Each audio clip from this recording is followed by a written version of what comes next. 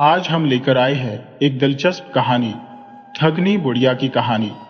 अगर आपको यह कहानी पसंद आए तो कृपया वीडियो को लाइक करें, चैनल को सब्सक्राइब करें और बेल आइकन को दबाना न भूलें। तो चलिए कहानी की ओर बढ़ते हैं। पीपलिया नाम का एक गांव था जहां लोग बहुत ही सीधे सादे और मेहनती थे।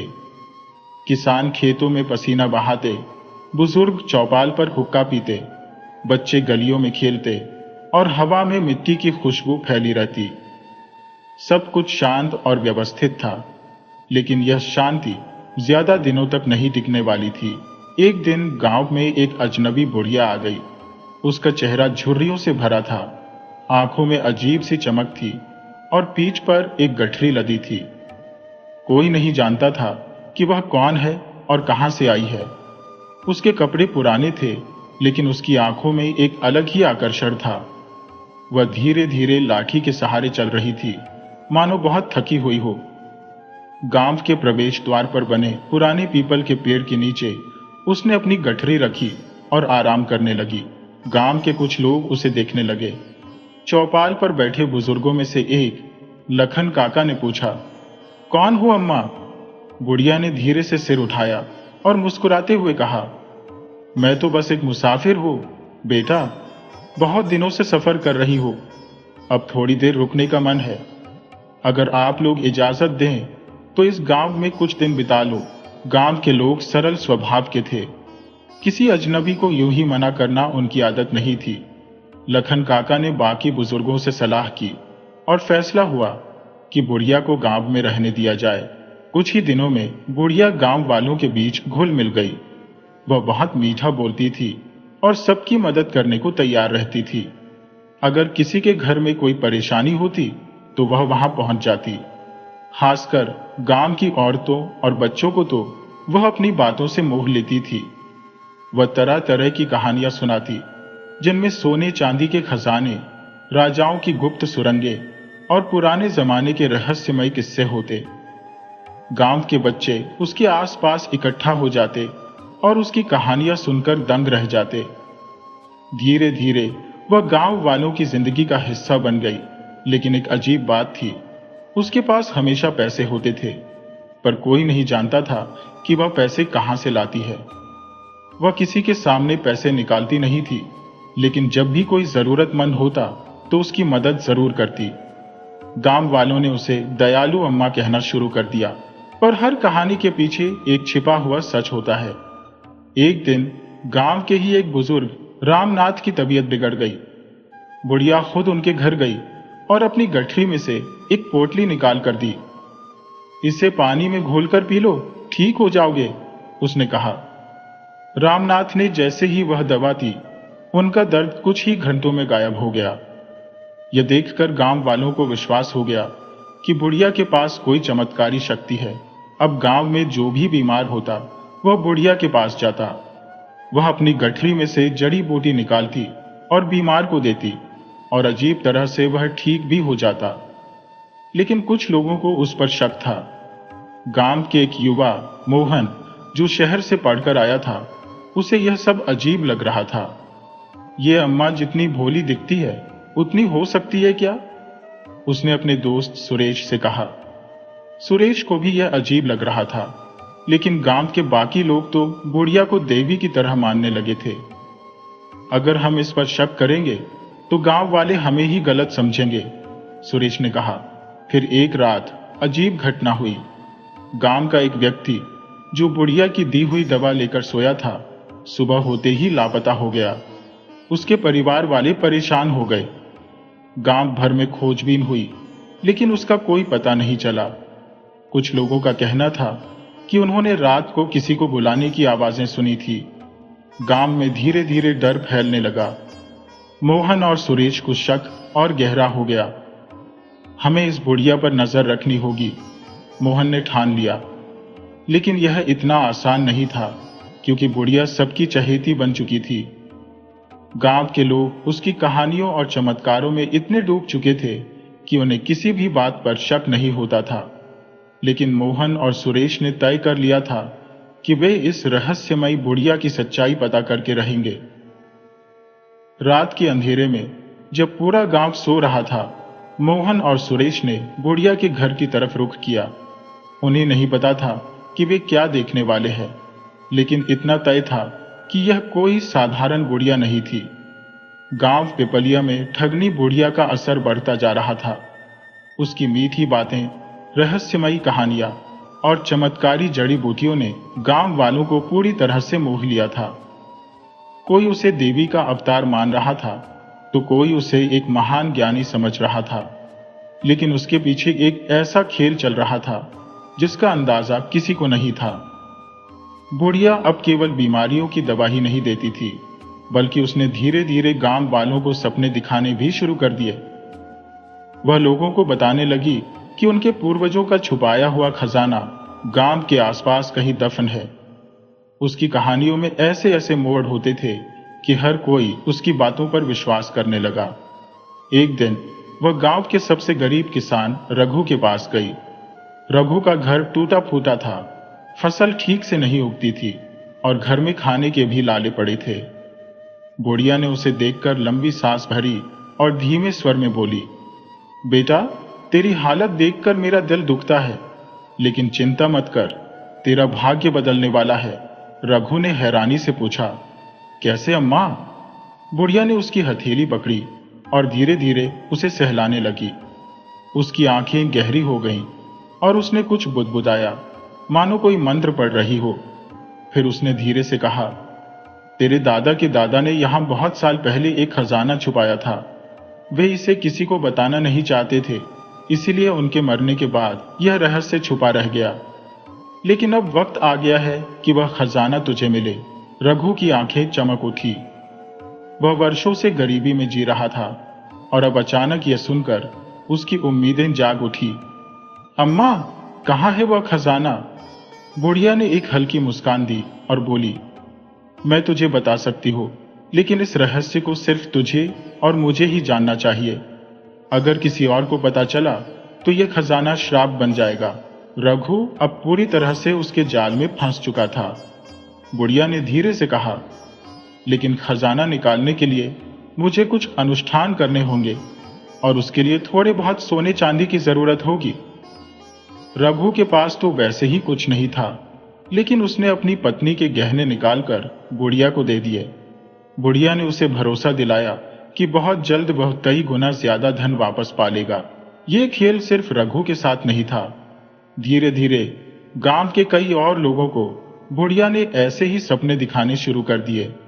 किसी को बताया कि उसके पुरखों की आत्माएं उसे बुला रही है। किसी को कहा कि उसके घर के नीचे एक गड़ा हुआ खजाना है। लोग उसके कहे अनुसार अपनी जमा पूंजी निकालकर अनुष्ठान करवाने लगे। गांव का सबसे अमीर आदमी ठाकुर जगन्नाथ भी इस चक्कर में पड़ गया। बुढ़िया ने उसे बताया कि उसके पूर्वजों का खजाना कुएं के नीचे दफन है, लेकिन उसे निकालने के लिए उसे सोने की ईंटें कुएं में डालनी होंगी, ताकि वे मूल खजाने के साथ मिलकर फिर से बाहर आ सकें। ठाकुर ने बुढ़िया की बातों पर यकीन करके सोने की ईंटें कुएं में डाल दी, लेकिन अगले ही दिन कुआं अचानक सूख गया और सोने की ईंटें भी गायब हो गईं। बुढ़िया ने कहा कि यह देवताओं की इच्छा थी और ठाकुर चुप रह गया। इसी बीच मोहन और सुरेश चुपचाप इस सब का मुआयना कर रहे थे। उन्होंने देखा कि गांव के लोग अपने पैसे और गहने खोते जा रहे थे, लेकिन किसी को कुछ समझ नहीं आ रहा था। उन्होंने तय किया कि वे बुढ़िया का पीछा करेंगे। एक रात जब पूरा गांव सो रहा था, मोहन और सुरेश ने बुढ़िया के घर की ओर रुख किया। उन्होंने देखा कि बुढ़िया घर के अंदर अकेली नहीं थी। उसके साथ एक और व्यक्ति था, जो शायद कोई बाहरी आदमी था। मोहन ने सुरेश को धीरे से इशारा किया और वे खिड़की के पास जाकर छिप गए। अंदर से बुढ़िया की आवाज आ रही थी, हमने अब तक अच्छा काम किया है। गांव के लोग पूरी तरह से हमारे बस में आ चुके हैं। अब अगला शिकार हमें सावधानी से चुनना होगा। सुरेश के कान खड़े हो गए। मतलब ये और भी लोगों को ठगने की योजना बना रही है, उसने सोचा। मोहन ने धीरे से फुसफुसाया, हमें सबूत इकट्ठा करना होगा, लेकिन ये मत भूल, ये कोई साधारण ठग नहीं है। इतना कहते ही बुढ़िया की आवाज आई, कौन है वहां?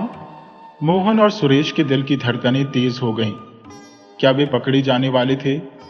क्या बुढ़िया को उनके इरादों का पता चल गया था? मोहन और सुरेश का दिल तेजी से धड़क रहा था। बुढ़िया की आवाज सुनकर वे खिड़की के पास ही जम गए। उनकी सांसें थमी हुई थी। अंदर से लकड़ी की कुर्सी के सरकने की आवाज आई और फिर पैरों की आहट। बुढ़िया दरवाजे की ओर बढ़ रही थी। मोहन ने सुरेश की कलाई पकड़ी और फुसफुसाया, अब हिले तो पकड़े जाएंगे। सुरेश ने सहमति में सिर हिलाया। दरवाजा चरमराया और फिर हल्का सा खुला। बुढ़िया ने बाहर झांका। उसकी झुर्रियों भरी आंखों में संदेह था। उसने इधर उधर देखा, लेकिन बाहर अंधेरा था, कुछ नहीं दिखा। तो उसने धीरे से दरवाजा बंद कर लिया। अंदर जाते हुए वह बड़बड़ाई, मुझे भ्रम हुआ होगा। मोहन और सुरेश ने राहत की सांस ली, लेकिन वे समझ गए थे कि अब और सतर्क रहने की जरूरत है। अगली सुबह गांव में हलचल थी। रघु, जो कुछ दिन पहले अपनी पत्नी के सारे गहने बुढ़िया को सौंप चुका था, अब परेशान था। उसने बुढ़िया से पूछा था कि खजाना कब मिलेगा, लेकिन बुढ़िया हर बार नई कहानियां सुनाकर उसे टाल देती थी। उस दिन भी जब रघु बुढ़िया के पास पहुंचा तो बुढ़िया ने कहा, खजाना तो मिलेगा बेटा, लेकिन तुझे परीक्षा देनी होगी। जिस पर देवताओं की कृपा होती है वही इस परीक्षा में सफल होता है। रघु ने अधीरता से पूछा, कैसी परीक्षा अम्मा? बुढ़िया ने गहरी सांस ली और बोलना शुरू किया, तुझे नदी किनारे जाकर 7 रातें बिना खाए पिए ध्यान करना होगा। अगर देवता तुझसे प्रसन्न हुए तो वे स्वप्न में तुझे खजाने का स्थान बता देंगे। रघु उलझन में पड़ गया। एक तरफ उसे डर था कि कहीं यह सब धोखा तो नहीं, लेकिन दूसरी तरफ वह इतनी दूर आ चुका था कि अब लौटना भी मुश्किल था। घर में पहले ही खाने को कुछ नहीं था। अब अगर कुछ और समय बीत गया तो उसकी पत्नी और बच्चे भूखे मर जाएंगे। रघु परेशान था, लेकिन गांव में और लोग भी बुढ़िया के माया जाल में फंसते जा रहे थे। ठाकुर जगन्नाथ, जो पहले ही अपनी सोने की ईंटें कुएं में डाल चुका था, अब और भी उलझ गया था। उसने बुढ़िया से अपनी संपत्ति वापस पाने की गुहार लगाई, लेकिन बुढ़िया ने कहा, जो देवताओं को अर्पित हो गया वह लौट नहीं सकता। ठाकुर का गुस्सा बढ़ने लगा, लेकिन वह कुछ कह नहीं सका।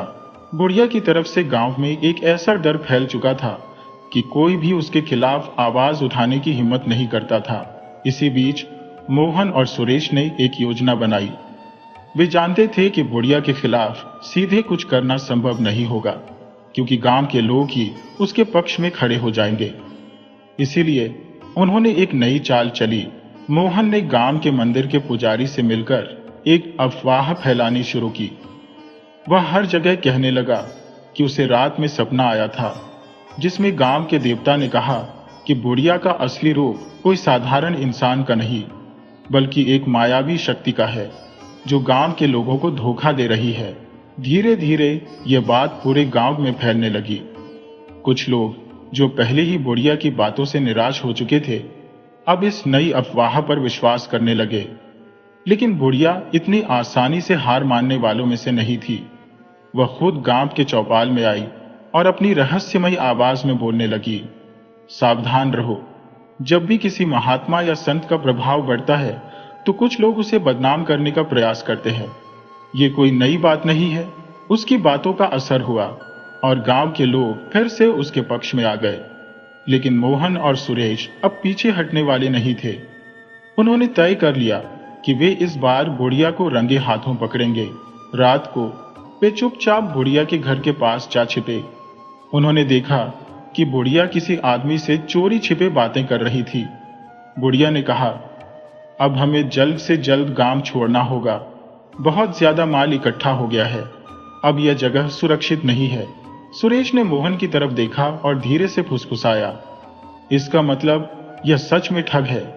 हमें इसे पकड़ना ही होगा। अब सबसे बड़ा सवाल था, कैसे? मोहन और सुरेश बुढ़िया की बातों को ध्यान से सुन रहे थे। अंधेरे में छिपकर वे हर शब्द को समझने की कोशिश कर रहे थे। बुढ़िया का साथी धीरे से बोला, लेकिन हम भागेंगे कैसे? गांव वाले अगर हमें पकड़ लेंगे तो सब नाकाम हो जाएगा। बुढ़िया ने ठहाका लगाते हुए कहा, अरे बेवकूफ, भागने की जरूरत ही नहीं पड़ेगी।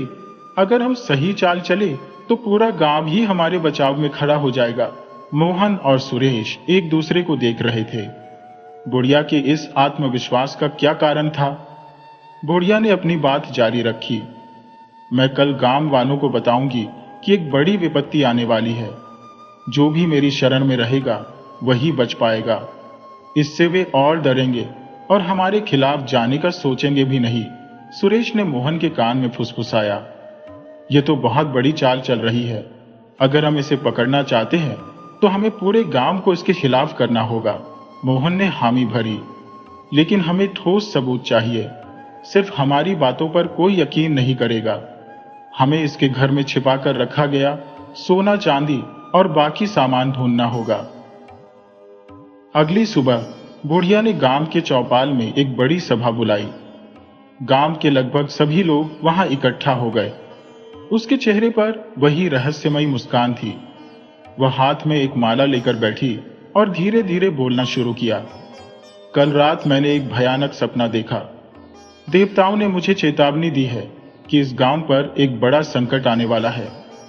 अगर हम सतर्क नहीं रहे तो हमारा सब कुछ खत्म हो जाएगा। गांव वाले सकपका गए। कुछ औरतें ही बुढ़िया के पैरों में गिर पड़ी और रोने लगी, अम्मा, हमें बचा लो, हमें संकट से निकालो। बुढ़िया ने एक गहरी सांस ली और कहा, घबराओ मत। मैंने देवताओं से प्रार्थना की और उन्होंने मुझे बताया कि अगर हर कोई अपनी सबसे मूल्यवान चीज मेरे हवाले कर देगा तो वह चीज देवताओं के लिए अर्पित हो जाएगी और गांव पर संकट नहीं आएगा। गांव वाले अब तक पूरी तरह से उसके वश में आ चुके थे। धीरे धीरे लोग अपने घर से सोना, चांदी, पैसे और कीमती चीजें लेकर आने लगे और बुढ़िया के सामने रखने लगे। मोहन और सुरेश चुपचाप यह सब देख रहे थे। जब सब कुछ इकट्ठा हो गया तो बुढ़िया ने एक लंबी सांस ली और कहा, अब मैं इस धन को देवताओं को अर्पित करने के लिए अपने घर ले जाऊंगी। 3 दिन तक कोई इसे देखने नहीं आएगा, वरना यह प्रभाव खत्म हो जाएगा। यह सुनकर गांव वाले सहम गए। किसी की हिम्मत नहीं हुई कि सवाल करें, लेकिन मोहन और सुरेश अब समय बर्बाद नहीं करना चाहते थे। उन्होंने सोचा कि अगर 3 दिन निकल गए तो बुढ़िया रातों रात सब कुछ लेकर गायब हो जाएगी। उन्हें तुरंत कोई कदम उठाना होगा। अगली रात जब पूरा गांव सो रहा था, मोहन और सुरेश चुपचाप बुढ़िया के घर की तरफ बढ़े। अंधेरे में वे दीवार फांद कर अंदर दाखिल हुए। अंदर एक कोठरी थी जो हमेशा बंद रहती थी। मोहन ने धीरे से दरवाजा खोलने की कोशिश की, लेकिन वह अंदर से बंद था। तभी उन्हें अंदर से कुछ सरसराने की आवाज आई। कोई वहां मौजूद था। सुरेश ने धीरे से खिड़की की झिड़की से अंदर झांका और जो उसने देखा उससे उसके होश उड़ गए। बुढ़िया और उसका साथी वहां मौजूद थे और वे सारे गहने और पैसे एक बड़े थैले में डाल रहे थे। सुरेश ने फौरन मोहन को इशारा किया और दोनों ने धीरे से दरवाजे के पास कान लगा दिए। अंदर से बुढ़िया बोल रही थी, बस एक दिन और, कल रात हम सब कुछ लेकर यहां से निकल जाएंगे। गांव वाले कभी समझ भी नहीं पाएंगे कि उनके साथ क्या हुआ। मोहन ने सुरेश की ओर देखा और धीरे से कहा, अब हमें सबूत इकट्ठा करना होगा। उन्होंने धीरे से कोठरी की खिड़की को थोड़ा सा और खोला और अंदर की कुछ तस्वीरें खींच ली। फिर उन्होंने वहां रखे एक पुराने संदूक का ढक्कन हटा दिया, जिसमें चांदी और सोने के गहनों के अलावा गांव वालों के पैसे भरे हुए थे। अब उनके पास ठोस सबूत थे, लेकिन सवाल था गांव वालों को कैसे यकीन दिलाया जाए। तभी सुरेश को एक तरकीब सूझी। उसने मोहन से कहा, अगर हम इस खजाने को गांव के सामने ला सकें तो बुढ़िया की पोल खुल जाएगी। लेकिन हमें सावधान रहना होगा, क्योंकि अगर बुढ़िया को भनक भी लग गई तो वह कुछ भी कर सकती है। उन्होंने तय किया कि वे अगली सुबह ही गांव के चौपाल में सबको बुलाएंगे और सच सामने लाएंगे। लेकिन क्या बुढ़िया इतनी आसानी से हार मानने वाली थी? अगली सुबह गांव में अजीब सी हलचल थी। मोहन और सुरेश ने रात को जो देखा था वह उनके दिमाग में घूम रहा था। वे जानते थे कि बुढ़िया अब भागने की फिराक में है और अगर उसे तुरंत नहीं रोका गया तो वह हमेशा के लिए गायब हो जाएगी। लेकिन सवाल ये था कि गांव वालों को कैसे यकीन दिलाया जाए। गांव के चौपाल पर धीरे धीरे लोग इकट्ठा होने लगे। बुढ़िया हमेशा की तरह अपनी माला घुमाती हुई आई और रहस्यमयी आवाज में बोलने लगी, आज बहुत महत्वपूर्ण दिन है। देवताओं ने मुझसे कहा है कि जो भी मुझे अपनी सबसे कीमती चीज सौंपेगा उसका भाग्य हमेशा के लिए बदल जाएगा। गांव वाले एक दूसरे को देखने लगे। कुछ लोगों ने संकोच किया, लेकिन फिर धीरे धीरे वे अपने गहने, पैसे और संपत्ति बुढ़िया के सामने रखने लगे। इस बार गांव का सबसे अमीर आदमी ठाकुर जगन्नाथ भी वहां था, जो पहले बुढ़िया के खेल को समझ नहीं पाया था, लेकिन अब वह सतर्क था। मोहन और सुरेश ने चौपाल के पास जाकर ऊंची आवाज में कहा, रुको, कोई भी अपनी चीजें मत दो, ये सब एक बहुत बड़ा धोखा है। गांव वाले अचानक चौंक गए। बुढ़िया ने गहरी सांस ली और मुस्कुराते हुए बोली, बेटा मोहन, तुझे फिर से भ्रम हो गया है। मैं तो सिर्फ गांव वालों की भलाई के लिए यह सब कर रही हूं। सुरेश ने आगे बढ़कर कहा, अगर सच में भलाई करनी होती तो तुमने रात में चोरी छिपे सोना और गहने थैलों में क्यों भर लिए थे। बुढ़िया का चेहरा एकदम उतर गया, लेकिन उसने जल्दी से अपनी चाल बदलते हुए कहा, क्या सबूत है तुम्हारे पास। मोहन ने जेब से कुछ तस्वीरें निकाली जो उन्होंने रात में ली थी। ये देखो, यही हमारे खून पसीने की कमाई है, जिसे ये बुढ़िया अपने साथी के साथ मिलकर ले जा रही थी। गांव में खलबली मच गई। लोग बुढ़िया की तरफ देखने लगे, लेकिन वह अब भी शांत बनी हुई थी। तभी ठाकुर जगन्नाथ आगे बढ़ा और गुस्से में बोला, अगर तू सच में ईमानदार है तो हमें अपने घर के अंदर जाने दे। अगर कुछ नहीं मिला तो हम मान लेंगे कि हम ही गलत थे। बुढ़िया के चेहरे पर पसीना आ गया। वह जानती थी कि अब उसके बचने का कोई रास्ता नहीं था। फिर भी उसने एक आखिरी चाल चलने का सोचा। उसने अचानक जोर से चिल्लाना शुरू कर दिया, हाय, मेरे ऊपर झूठा इल्जाम लगाया जा रहा है। ये सब गांव को बर्बाद करने की साजिश है। देवता इन पापियों को माफ नहीं करेंगे। लेकिन इस बार गांव वाले उसकी बातों में नहीं आए। ठाकुर और कुछ और लोग तुरंत बुढ़िया के घर की तरफ भागे। मोहन और सुरेश उनके साथ थे। जब वे अंदर पहुंचे और कोठरी का दरवाजा तोड़ा तो वहां सोने चांदी से भरे संदूक रखे मिले। हर किसी की आंखें फटी रह गई। ये वही गहने और पैसा था जो गांव वालों ने बुढ़िया को सौंपा था। अब किसी को भी कोई शक नहीं रह गया था। लोग गुस्से में आ गए। कुछ औरतें जो पहले बुढ़िया के पैरों में गिरती थी, अब पत्थर उठाकर उसकी ओर फेंकने लगी। ठाकुर ने गुस्से में कहा, तूने हमें ठगा, हमारे विश्वास के साथ खेला, तुझे इसकी सजा मिलेगी। बुढ़िया ने भागने की कोशिश की, लेकिन गांव वालों ने उसे चारों तरफ से घेर लिया। सुरेश ने उसके साथी को भी पकड़ लिया, जो चोरी छिपे भागने की फिराक में था। गांव के कुछ लोगों ने दोनों को रस्सियों से बांध दिया और ठाकुर ने पंचायत में फैसला सुनाया कि इन्हें पुलिस के हवाले कर दिया जाएगा। बुढ़िया अब कांप रही थी। उसकी चालें नाकाम हो चुकी थी। उसने आखिरी बार गांव वालों की तरफ देखा और चीख कर बोली, मूर्खों, तुमने बहुत बड़ी गलती कर दी। मुझे देवताओं ने चुना था। अब इस गांव पर विपत्ति आएगी, लेकिन इस बार कोई भी उसके शब्दों से नहीं डरा। लोग अब सच जान चुके थे। पुलिस आई और बुढ़िया और उसके साथी को पकड़कर ले गई। गांव वालों को उनका धन वापस मिल गया। उस दिन के बाद गांव में कोई भी किसी के झूठे वादों में नहीं आया। लोग सतर्क रहने लगे और मोहन और सुरेश गांव के सच्चे नायक बन गए। ठगनी बुढ़िया का खेल हमेशा के लिए खत्म हो चुका था, लेकिन उसकी कहानियां गांव में एक सबक बनकर रह गई। लालच और अंधविश्वास के जाल में फंसना कितना खतरनाक हो सकता है। इस कहानी से हमें एक बहुत महत्वपूर्ण सीख मिलती है। अंधविश्वास और लालच के जाल में फंसना हमेशा घातक होता है। जब तक लोग आंख बंद करके किसी पर भरोसा करते रहेंगे, तब तक ठग और धोखेबाज अपने खेल खेलते रहेंगे। बुढ़िया की ठगी केवल धन की चोरी नहीं थी, बल्कि वह लोगों की आस्था और विश्वास का भी शोषण कर रही थी। गांव वालों ने जब तक अपनी आंखों से सच नहीं देखा, तब तक वे उसकी बातों में फंसे रहे। लेकिन जब मोहन और सुरेश ने हिम्मत दिखाई, सच्चाई को सामने लाया और सबूतों के साथ गांव वालों को जागरूक किया, तब जाकर लोग समझ पाए कि वे कितने बड़े धोखे में थे। इसीलिए हमें हमेशा सतर्क रहना चाहिए और किसी भी बात को बिना सोचे समझे स्वीकार नहीं करना चाहिए। हमें आंखें खोलकर देखना होगा कि कोई हमें गुमराह तो नहीं कर रहा।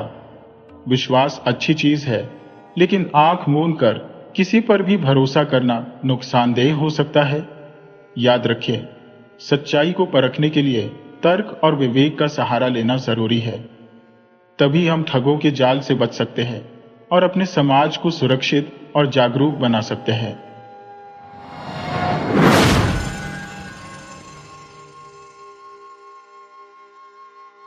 दोस्तों, आज हम लेकर आए हैं एक मजेदार कहानी, मूर्ख ठग की कहानी। अगर आपको यह कहानी पसंद आए तो कृपया वीडियो को लाइक करें, चैनल को सब्सक्राइब करें और बेल आइकन को जरूर दबाएं। तो चलिए दोस्तों, कहानी की तरफ बढ़ते हैं। एक घना जंगल था जिसके पार एक छोटा लेकिन खुशहाल गांव था जिसका नाम था रामपुर। ये गांव अपने खेतों, पशुओं और सीधे साधे लोगों के लिए मशहूर था।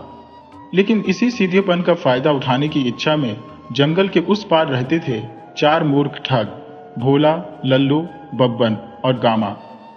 ये चारों ठग तो थे, लेकिन मूर्खता में एक दूसरे से होड़ करते थे। न तो उनके पास कोई ठोस योजना होती थी और न ही कोई समझदारी, लेकिन ये खुद को बहुत चालाक समझते थे। एक दिन जंगल के किनारे बैठकर चारों ने फैसला किया कि अब समय आ गया है किसी गांव में जाकर ठगी करने का। गामा बोला, भाइयों, अब बहुत हो गया जंगल में बंदरों की तरह घूमना। हमें असली माल तो उन गांव वालों से मिलेगा जो बिना सवाल किए सब पर भरोसा कर लेते हैं। लल्लू ने तुरंत सहमति जताई। बिल्कुल सही, मैं तो कहता हूं सीधे सरपंच को ही निशाना बनाते हैं, वही सबसे अमीर होगा। बब्बन ने बीच में ही कहा, अरे पहले गांव में तो घुसे, फिर देखेंगे कौन ठगेगा किसे। आखिरकार तय हुआ कि चारों साधु का रूप धारण करेंगे। भोला ने ढीला ढाला भगवा कपड़ा पहना, माथे पर लंबा तिलक लगाया और हाथ में लकड़ी की छड़ी ली। लल्लू ने अपने बाल उलझा लिए, बब्बन ने नकली दाढ़ी लगाई और गामा तो नारियल और भभूत लेकर तैयार हो गया। चारों अब किसी भटके हुए साधु की तरह लग रहे थे। गांव में प्रवेश करते ही बच्चों की भीड़ इकट्ठा हो गई। देखो देखो, साधु बाबा आए हैं, एक बच्चा चिल्लाया। गांव की औरतें बाहर निकली और कुछ लोग तो चरण स्पर्श करने भी आ गए। ठगों की पहली चाल सफल होती दिखी। भोला, जो अब बाबा ब्रह्मानंद बन गया था, ने गंभीर आवाज में कहा, हम चारों बाबा बड़े दूर से आए हैं। जिसके घर में क्लेश है हमें बुलाओ, हम शांति लाएंगे। जिसके घर में धन नहीं, हमें बुलाओ, हम लक्ष्मी लाएंगे। गांव वालों को लगा कि सचमुच कोई चमत्कारी साधु आए हैं। गांव के सरपंच हरिया के घर में उसी दिन से कुछ घरेलू कलह चल रही थी। सरपंच की पत्नी शांता को लगा कि यही मौका है अपने पति को सुधारने का। उसने तुरंत बाबा ब्रह्मानंद और उनके साथियों को अपने घर ले आई। चारों ठगों की आंखों में चमक आ गई जब उन्होंने सरपंच के घर की ऊंची दीवारें, अंदर की लकड़ी की चौकी और पीतल के बर्तन देखे। बाबा गामा ने वही हवन करने की बात कही और बोला, इस हवन से घर की सारी नकारात्मक ऊर्जा बाहर जाएगी और धन की वर्षा होगी। लल्लू, जो अब बाबा तंत्रश्वर बन गया था, ने कहा, पर ध्यान रहे, हवन में सोने की अंगूठी चढ़ानी होगी, नहीं तो देवता रुष्ट हो जाएंगे। शांता ने सोचा, सोने की अंगूठी तो है ही पुरानी, चढ़ा देते हैं। और सच में उसने अपनी अंगूठी बाबा को दे दी। इसी बीच बब्बन बाबा ने सरपंच को किनारे ले जाकर कहा, आपकी कुंडली में बड़ा संकट है, घर में कोई छिपा शत्रु है। अगर आपने 5 बकरियों का दान नहीं दिया तो आपका सब कुछ नष्ट हो जाएगा। सरपंच ने आंखें फाड़ ली। कौन शत्रु बाबा, कौन? बाबा बोला, हम नहीं बता सकते, लेकिन अगर आज रात दान नहीं किया तो आपकी आंखों के सामने आग लगेगी आपके खेतों में। सरपंच डर गया और उसी वक्त अपने नौकर को कहकर 3 बकरियां मंगवा ली। बाकी 2 अगली सुबह देने का वादा किया। ठगों को लगा अब तो मजा आ गया, मगर उन्हें क्या पता था कि गांव का एक बूढ़ा आदमी चाचा झल्लू, जो हर नए आने वाले को शक की निगाह से देखता था, उनकी हरकतें देख रहा था। चाचा झल्लू को लगा कुछ गड़बड़ है, क्योंकि उन्होंने देखा कि चारों बाबा एक कोने में बैठकर चुपचाप सोने की अंगूठी को उलट पलट रही है और हवन में घी डालने की जगह भूसी डाल रही है। अगले दिन गांव के मंदिर में सबको बुलाकर चाचा झल्लू ने गांव वालों के सामने सब कुछ कह दिया। अरे मूर्खों, यह साधु नहीं, ठग हैं। असली बाबा घी में हवन करते हैं, यह तो भूसी जला रहे हैं। और कहाँ लिखा है कि सोने की अंगूठी चढ़ानी पड़ती है हवन में। गांव वाले चौंक गए। कुछ ने पास जाकर सच में देख लिया कि बर्तन में भूसी ही जल रही है। फिर किसी ने सरपंच से पूछा, आपने इनको बकरियां क्यों दी? सरपंच झेप गया और तभी भीड़ में से किसी ने ठगों की नकली दाढ़ी खींच ली। अब तो सारा भांडा फूट चुका था। चारों ठग एक दूसरे की ओर देखकर भागने लगे, लेकिन गांव वालों ने उन्हें पकड़ लिया। किसी ने उनकी पीठ पर गधे की सवारी करा दी, किसी ने मुंह पर कालिख पोत दी। मगर गांव वाले हंसी मजाक के मूड में थे, मारपीट नहीं की। उन्होंने कहा, इन चार मूर्ख ठगों को सबक सिखाना चाहिए, लेकिन एक मौका भी देना चाहिए। चलो इनसे गांव की नाली साफ करवा लेते हैं। चारों ठग दिन भर नाली साफ करते रहे और सोचते रहे, इस बार तो मूर्ख हम ही बन गए। मगर गामा बोला, अब की बार असली प्लान बनाएंगे, ऐसा कि गांव वाले भी देखेंगे और मानेंगे कि हम सच में चमत्कारी हैं। बाकी तीनों ने एक सुर में कहा, हाँ, अगली बार नहीं हारेंगे। और इसी वादे के साथ मूर्ख ठगों ने गांव में रहने का फैसला किया, ताकि अगली ठगी भीतर से ही रची जा सके। गांव रामपुर में मूर्ख ठगों की पहली योजना जब बुरी तरह फेल हो गई, तो उनकी हालत गांव की नाली में पड़े गन्ने के पत्तों जैसी हो गई थी। धोए भी नहीं गए और उठाए भी नहीं गए। मगर चारों को अपनी हार पर पछतावा कम और अगली योजना बनाने का जोश ज्यादा था। गामा ने रात को बाकी तीनों को एक पेड़ के नीचे बुलाकर कहा, देखो भाइयों, हमसे बस एक गलती हुई। हमने इन गांव वालों को हल्के में ले लिया। अब हमें ठगी करनी है, मगर इस बार अंदर से, पूरे प्लान के साथ। बब्बन ने सिर खुजाया। मतलब? गामा ने मुस्कुराते हुए जवाब दिया, मतलब हम गांव में रहेंगे, गांव वालों की सेवा करेंगे, और जब वह हमें अपनाएंगे तब हम धीरे से अपना खेल खेलेंगे। भोला, जो हमेशा सबसे धीमे समझता था, अब भी उलझन में था। मगर लल्लू ने सीधा कहा, मतलब इस बार ठग बनकर नहीं, सेवक बनकर ठगेंगे। अगले दिन चारों ने अपनी वेशभूषा बदल दी। साधु की जगह अब वह मजदूर, काम करने वाले, या फिर कहिए गांव के आम आदमी की तरह लगने लगे। गामा ने गांव के मंदिर में साफ सफाई का जिम्मा ले लिया। बब्बन स्कूल के मास्टर से मिलकर बच्चों को पढ़ाने में मदद करने लगा। लल्लू ने खेत में काम करने का दिखावा शुरू कर दिया और भोला ने गांव की बूढ़ियों को पानी लाने ले जाने में मदद करना शुरू कर दिया। धीरे धीरे चारों को गांव में पहचान मिलने लगी। कुछ लोगों को उनका बदला रूप अजीब लगा, मगर ज्यादातर गांव वालों ने सोचा, हो सकता है पहली गलती हो गई हो, अब सुधर गए हो। सरपंच हरिया ने भी उन्हें घर के पास एक पुराना गोदाम दे दिया, जहां वे रह सकते थे। गांव वाले अब उन्हें सेवक चार कहने लगे थे। एक दिन गांव में मेला लगने वाला था। हर साल एक बड़ी मूर्ति की पूजा होती थी और गांव वाले मिलकर चंदा इकट्ठा करते थे। इस बार सरपंच ने तय किया कि मेला आयोजन की जिम्मेदारी इन्हीं चारों को दी जाए। ठगों की आंखें चमक उठी। यही तो मौका था जिसका वे इंतजार कर रहे थे। गामा ने चुपचाप कहा, इस बार पैसा सीधे हमारे हाथ में आएगा और फिर उड़न छू। लल्लू ने जोड़ा, मगर एकदम धीरे धीरे, ताकि किसी को शक ना हो। बब्बन ने गांव के हलवाई से बात की मेला में लड्डू बनाने के लिए। भोला ने पंडाल बनाने का काम देखा। सारा गांव देख रहा था कि कैसे चारों मेहनत कर रहे हैं। चंदा धीरे धीरे आने लगा। किसी ने रुपए 500 दिए, किसी ने 1000, किसी ने गेहूं का बोरा दिया, किसी ने तेल। ठगों ने एक पुरानी संदूक मंगवाकर चंदा उसमें रखने की योजना बनाई और गांव के लोगों को भरोसा दिलाया कि हर रात संदूक को तालाब के किनारे के मंदिर में रखा जाएगा, जहां भगवान सबकी रक्षा करेंगे। गामा ने चुपचाप बब्बन से कहा, हम रात में मंदिर जाएंगे, संदूक की तली काटेंगे और चंदा निकाल लेंगे। ऊपर से ढक्कन वैसा का वैसा, किसी को पता नहीं चलेगा। योजना बिल्कुल पक्की थी। रात आई, गांव सो गया। चांदनी में चारों चुपचाप मंदिर पहुंचे। गामा ने पिटारे के नीचे से कील निकालनी शुरू की। लल्लू मंदिर के बाहर निगरानी में था। सब कुछ ठीक चल रहा था, मगर उन्हें नहीं पता था कि गांव के कुछ लोग अब भी उन पर शक रखते थे। चाचा झल्लू और कुछ युवकों ने मंदिर की रखवाली का मन बना लिया था और वह चुपचाप एक पेड़ के पीछे छिपे थे। जैसे ही संदूक खुला और चंदा निकालना शुरू हुआ, तभी झल्लू चाचा ने मशाल जलाकर चिल्लाया, पकड़ो, ठग फिर से हाथ साफ कर रहे हैं। अगले ही पल चारों की आंखें चौंधिया गईं। गांव के कई लोग लाठी लेकर वहां पहुंचे और चारों को पकड़ लिया गया। गांव की पंचायत बुलाई गई। अब की बार गांव वाले नाराज थे।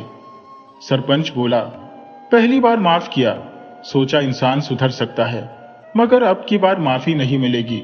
एक किसान ने कहा, इन्हें गांव में रहने का हक नहीं है। चारों घुटनों के बल बैठकर माफी मांगने लगे। भोला रोते हुए बोला, हमें भूख लगी थी, हमने सिर्फ थोड़ा सा लिया था, आगे से नहीं करेंगे। गांव के सबसे बुजुर्ग व्यक्ति बाबा रामकिशन ने सबको शांत किया। देखो, मारने से कुछ नहीं होगा, गांव की इज्जत का सवाल है। अगर इन चारों को सजा देनी है तो ऐसी होनी चाहिए कि आगे कहीं और भी ठगी न कर सकें। फैसला हुआ कि चारों को गांव के सबसे गंदे काम सौंपे जाएंगे, गोबर उठाना, कीचड़ साफ करना और जानवरों की देखभाल। महीने भर तक यह काम करेंगे और तब तक गांव छोड़ने की इजाजत नहीं दी जाएगी। चारों ठग अब दिन रात पसीने में भीगे रहते, मगर उनकी आंखों में अब भी ठगी की चमक बाकी थी। गामा ने रात को कहा, 2 बार हारे हैं, लेकिन जीत हमारी होगी। अगली बार हम ऐसा खेल खेलेंगे कि खुद सरपंच भी हमें ईमानदार कहेगा। बाकी तीनों ने थके होने के बावजूद सिर हिलाया। गांव वालों को लगने लगा कि शायद इस बार डर से ही सही, लेकिन ठग सुधर रहे हैं। मगर असली खेल तो अब शुरू होना था, क्योंकि मूर्ख ठग अब बन चुके थे चालाक खिलाड़ी, और उनकी अगली योजना थी अब तक की सबसे बड़ी ठगी। गांव में सजा काटते हुए मूर्ख ठगों को 1 महीना हो गया था।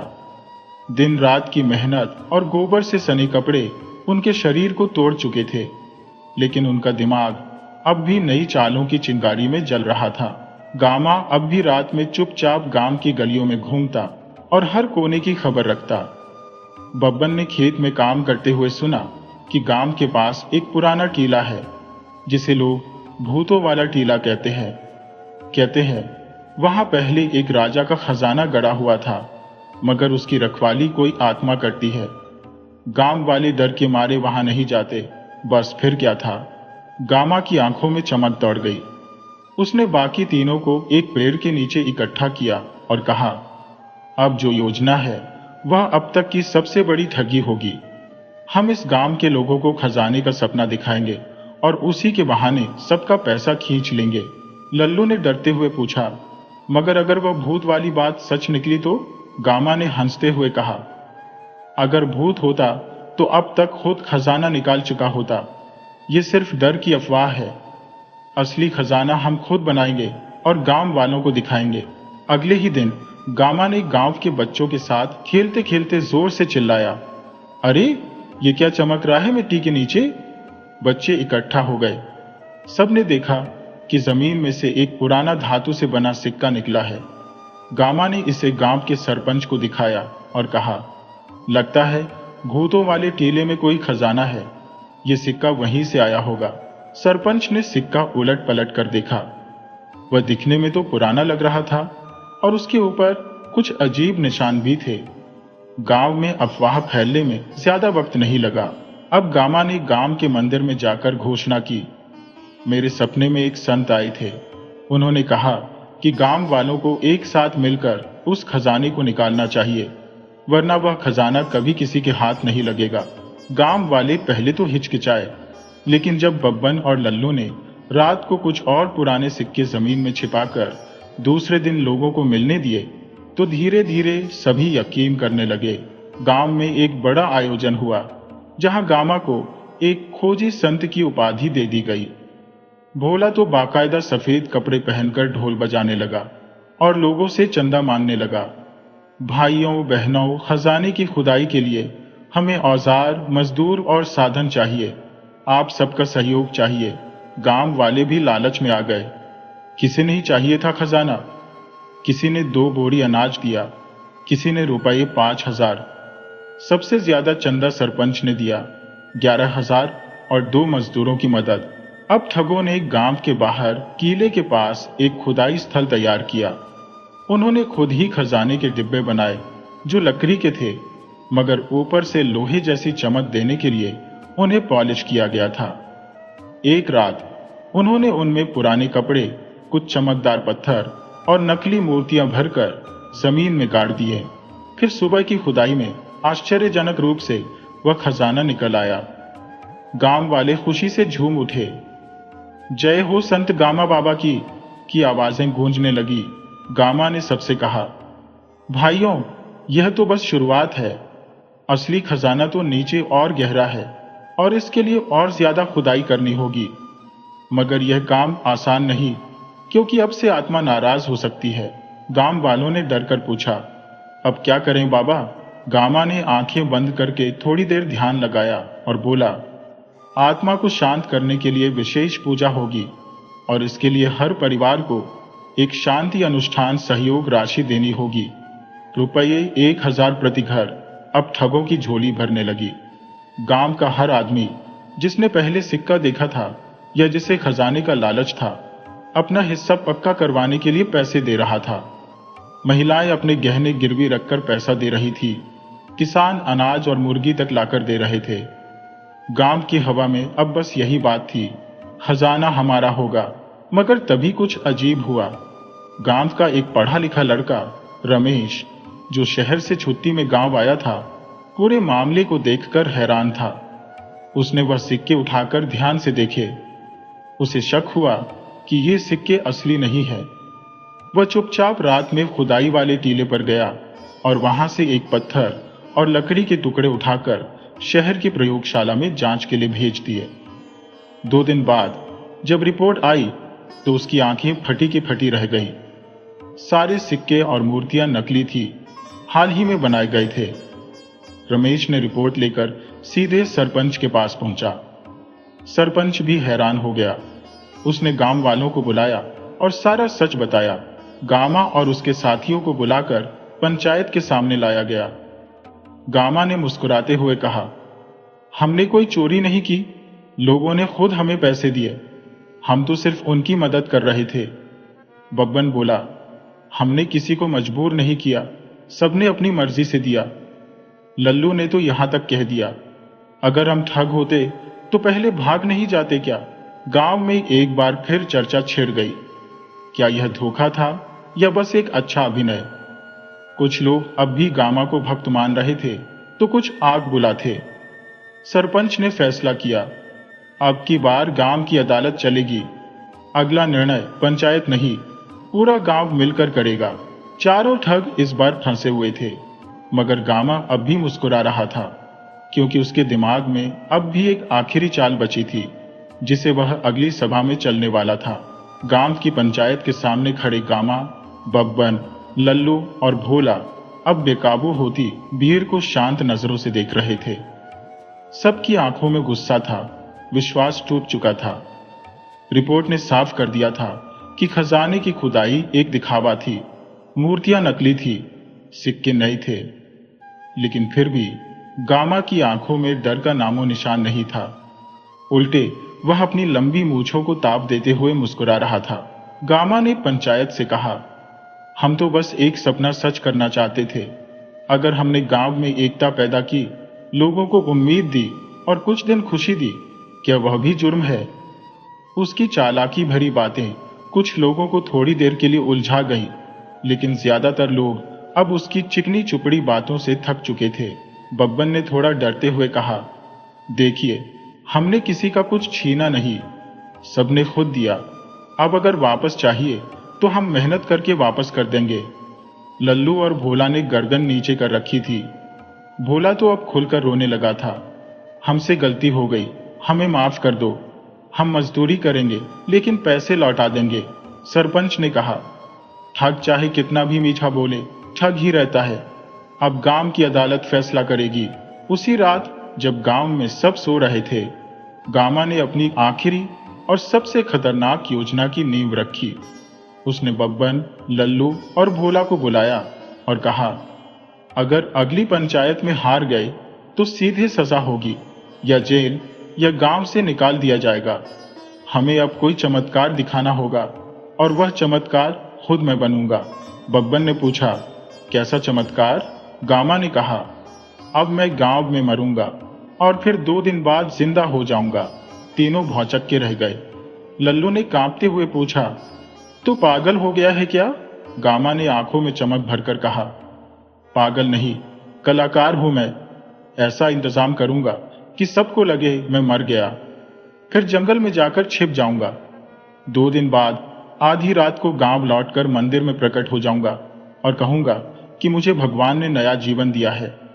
बस फिर क्या, जो गुस्सा है वह आस्था में बदल जाएगा और गांव वाले दोबारा हमें सिर पर बैठा लेंगे। तीनों ने डरते डरते हां कर दी। अगले दिन पंचायत की तारीख तय थी, लेकिन उससे ठीक पहले गांव में खबर फैली कि गामा ने विष पी लिया है। उसका शरीर मंदिर के पीछे पड़ा मिला, सांसें बंद, नाड़ी थमी हुई। पूरा गांव इकट्ठा हो गया। किसी को यकीन नहीं हो रहा था कि इतना शातिर आदमी सच में मर गया। सरपंच ने कहा, शायद उसे अपने कर्मों का पछतावा हुआ होगा। गांव वालों ने अंतिम संस्कार नहीं किया। उसकी इच्छा के अनुसार शरीर को मंदिर में 2 दिन रखने का फैसला किया गया ताकि ईश्वर का न्याय हो सके। यही गामा ने पहले से तय कर रखा था। दरअसल विष नहीं था, एक जड़ी बूटी थी जो शरीर की धड़कन और सांस को कुछ घंटों के लिए बहुत धीमा कर देती थी, जिससे लगता था कि इंसान मर चुका है। गामा के शरीर को गांव के मंदिर में रखा गया और रात में जैसे ही सब सो गए, बब्बन और लल्लू ने उसे उठाकर जंगल के पास एक गुफा में छिपा दिया। 2 दिन बाद गांव के मंदिर में दीपक अपने आप जलने लगे, घंटी बजने लगी, लोग घबरा गए। तभी मंदिर के अंदर से गामा की आवाज गूंजी, मैं वापस आ गया हूं, मुझे भगवान ने नया जीवन दिया है। उन्होंने कहा है कि गांव में एक बहुत बड़ा संकट आने वाला है। अगर गांव वालों ने मुझे फिर से नहीं अपनाया तो पूरा गांव खत्म हो जाएगा। गांव वाले दंग रह गए। किसी की हिम्मत नहीं हो रही थी अंदर जाने की। थोड़ी देर बाद गामा पूरी सफेद चादर ओढ़े बाहर आया, जैसे कोई तपस्वी हो। लोग उसके पैरों में गिर पड़े। अब तक जिस पर लानत भेजी जा रही थी, वह अब फिर से संत गामा बाबा बन चुका था। गामा ने अपनी नई कहानी शुरू की। मेरे स्वर्ग में रहते हुए भगवान शिव ने कहा कि गांव पर पाप का बोझ है और अगर गांव वाले मेरे बताए अनुसार नहीं चले तो अकाल पड़ेगा, बीमारियां फैलेंगी और बच्चे तक नहीं बचेंगे। गांव में एक बार फिर डर का माहौल बन गया। गामा ने पाप निवारण योजना शुरू की। हर घर को पूजा करानी थी और पूजा का खर्च रुपये 2000। फिर एक मंत्र जाप यज्ञ रखा गया जिसमें गांव का हर परिवार हिस्सा ले। इसके लिए गुरु दक्षिणा देनी थी। सरपंच खुद भी चमत्कार से दंग था, उसने भी हां कर दी। लोग फिर से गामा को देने लगे, चावल, पैसे, घी और उपहार। बब्बन अब गुरु सेवक बन गया था, लल्लू पूजा सामग्री लाने वाला पुजारी और भोला संकट निवारण ढोलची। गांव में फिर से गामा का जलवा था, मगर इस बार रमेश फिर से चुप नहीं बैठा। उसे पूरा शक हो गया था। उसने मंदिर के पास कैमरा लगवा दिया और गामा की चुपचाप जंगल में जाकर घूमने की वीडियो बना ली। उसने एक दिन गांव की चौपाल में सबको बुलाया और प्रोजेक्टर पर वीडियो दिखा दी। पूरा गांव सन्न रह गया। गामा जिंदा था और सब कुछ पहले से तय था। अब गांव वाले आग बुला हो गए। सरपंच ने गुस्से में कहा, अब पंचायत नहीं, गांव की जनता न्याय करेगी। गांव वालों ने चारों को पेड़ से बांध दिया और हर घर से एक आदमी आकर उनको गोबर से नहलाने लगा। सबके पैसे वापस ले गए और यह फैसला हुआ कि ठगों को गांव से हमेशा के लिए निकाल दिया जाए। गामा अब भी मुस्कुरा रहा था। उसकी मुस्कान में डर नहीं था, बल्कि वह मुस्कान थी एक आखिरी चाल की, क्योंकि उसने गांव से निकलते वक्त बब्बन के कान में धीरे से कहा था, अब खेल असली शुरू होगा। शहर में गांव से निकाले जाने के बाद गामा, बब्बन, लल्लू और भोला ने जंगल के रास्ते एक बड़ा शहर पकड़ लिया। 3 दिन पैदल चलने के बाद वे आखिरकार एक भीड़भाड़ वाले महानगर में दाखिल हुए। गांव की धूल धक्कर से निकलकर जब चारों ने पहली बार शहर की चमचमाती गलियों, बड़ी दुकानों और ऊंची इमारतों को देखा तो उनकी आंखें चमक उठी। गामा ने मुट्ठी भींचते हुए कहा, यह गांव नहीं है, यहाँ असली खेल होगा। यहाँ मूर्ख भी अमीर होते हैं और हम जैसे ठगों के लिए तो यह जन्नत है। शहर में उन्होंने सबसे पहले एक पुरानी सी खोली किराए पर ली और कुछ दिन इधर उधर की खबरें लेने में लगाए। बब्बन ने एक अखबार बेचने वाले से दोस्ती कर ली, जिससे शहर के अमीरों, बाबाओं और नेताओं की खबरें मिलती थी। लल्लू हर दिन चौराहों पर खड़ा होकर लोगों की बातें सुनता और भोला, जो अब भी थोड़ा डरपोक था, रात में गलियों में घूमकर ठिकाने की तलाश करता। गामा को जल्द ही एक मौका मिल गया। शहर में एक महिला थी, सुश्री कामिनी, जो ज्योतिष, वास्तु और तंत्र मंत्र में विश्वास रखती थी। वह अमीर भी थी और संतान की इच्छा में लाखों लुटा चुकी थी। गामा ने तय किया कि इस बार वह खुद को महातपस्वी तांत्रिक गुरुदेव के रूप में पेश करेगा। एक दिन गामा और बब्बन ने सुश्री कामिनी के बंगले के बाहर खड़े होकर ध्यान मुद्रा में नाटक शुरू कर दिया। चेहरे पर राख, जटा, गले में नींबू मिर्च की माला और हाथ में त्रिशूल। कामिनी जब बाहर आई तो बब्बन जोर से चिल्लाया, देवी, आपके घर में काल सर्प दोष है। तांत्रिक गुरुदेव को ईश्वर ने भेजा है आपके उद्धार के लिए। कामिनी घबरा गई। उसे ऐसा ही कुछ सुनने की लालसा पहले से थी। उसने तुरंत गामा को घर के भीतर बुला लिया। गामा ने पूरे घर में घूम घूम कर नाटक किया, आंखें बंद की, चिल्लाया, यहाँ बाल गोपाल की आत्मा रो रही है। अगर पूजा नहीं की गई तो परिवार नष्ट हो जाएगा। कामिनी रोने लगी। उसने गामा से कहा, जो करना हो करें, बस मेरे घर में संतान सुख आ जाए। गामा ने कहा, इसका उपाय आसान नहीं है।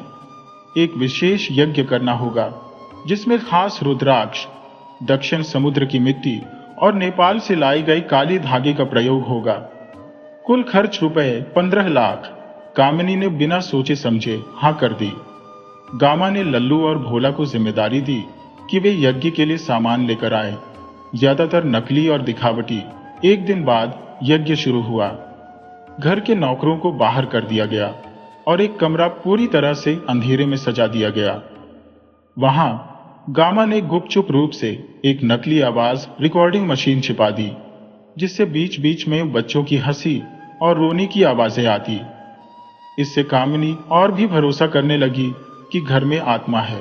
पूजा के बाद गामा ने कहा, अब केवल एक काम बाकी है। आपको स्वप्न में बालक को बुलाना है। उसके लिए आपको 7 रातों तक सिर्फ संतुलित भोजन और शुद्ध विचार रखने होंगे। कोई बाहरी वस्तु नहीं, सिर्फ हमारे दिए प्रसाद से दिन काटना होगा। गामा ने उसे प्रसाद में नशीली गोली मिलाकर दी, जिससे कामिनी हर रात अजीब सपना देखती और वही गामा के निर्देश अनुसार अगली सुबह बताती। गामा हर बार कहता, यह संकेत है कि बालक आ रहा है। इस नाटक ने 1 हफ्ते बाद कामिनी को पूरी तरह उनकी गिरफ्त में ला दिया। उसने गामा को रुपये 25 लाख अलग से दिए कि वह अपने आश्रम में संतान सुख के लिए अनुष्ठान यात्रा पर निकले। गामा ने पैसे लिए और कहा कि वह 7 दिन तक हिमालय जाएगा और फिर लौटेगा। परियोजना यह थी कि अब वे शहर बदल देंगे, लेकिन तभी एक मोड़ आया। कामिनी का छोटा भाई समर, जो विदेश से लौट रहा था, थोड़ा चतुर था। वह इस तांत्रिक ड्रामे से अनजान था।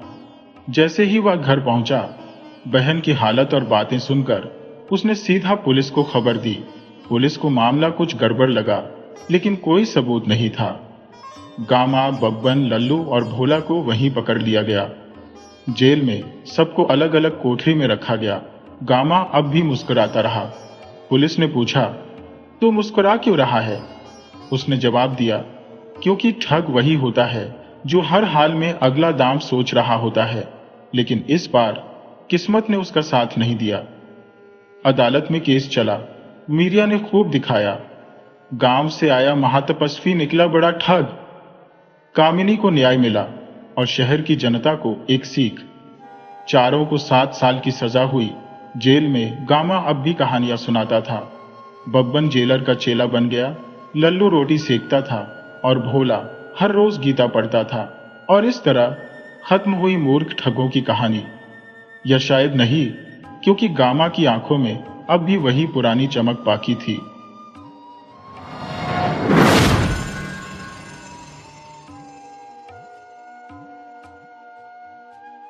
सैकड़ों साल पुरानी बात है।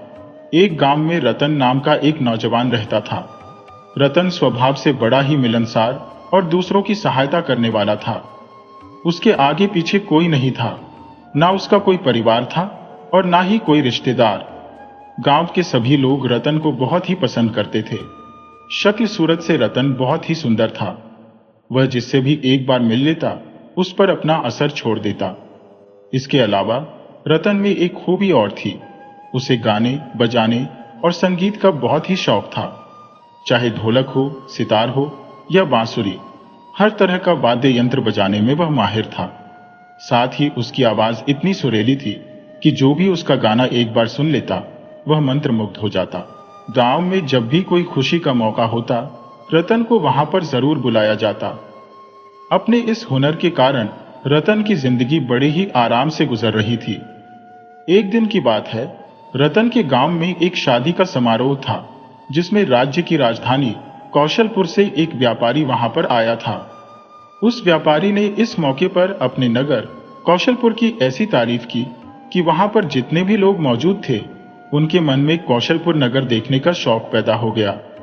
अब रतन के मन में भी यह इच्छा जाग उठी थी कि किसी भी तरह कौशलपुर नगर अवश्य देखना चाहिए। लेकिन उसके पास इतना धन नहीं था कि वह यात्रा का खर्च उठा सके। अपनी इस इच्छा को पूरी करने के लिए रतन ने गांव में बड़ी ही मेहनत से काम करना शुरू कर दिया। लगभग 1 साल की कड़ी मेहनत के बाद उसके पास अब 100 अशर्फियां इकट्ठी हो गई थी।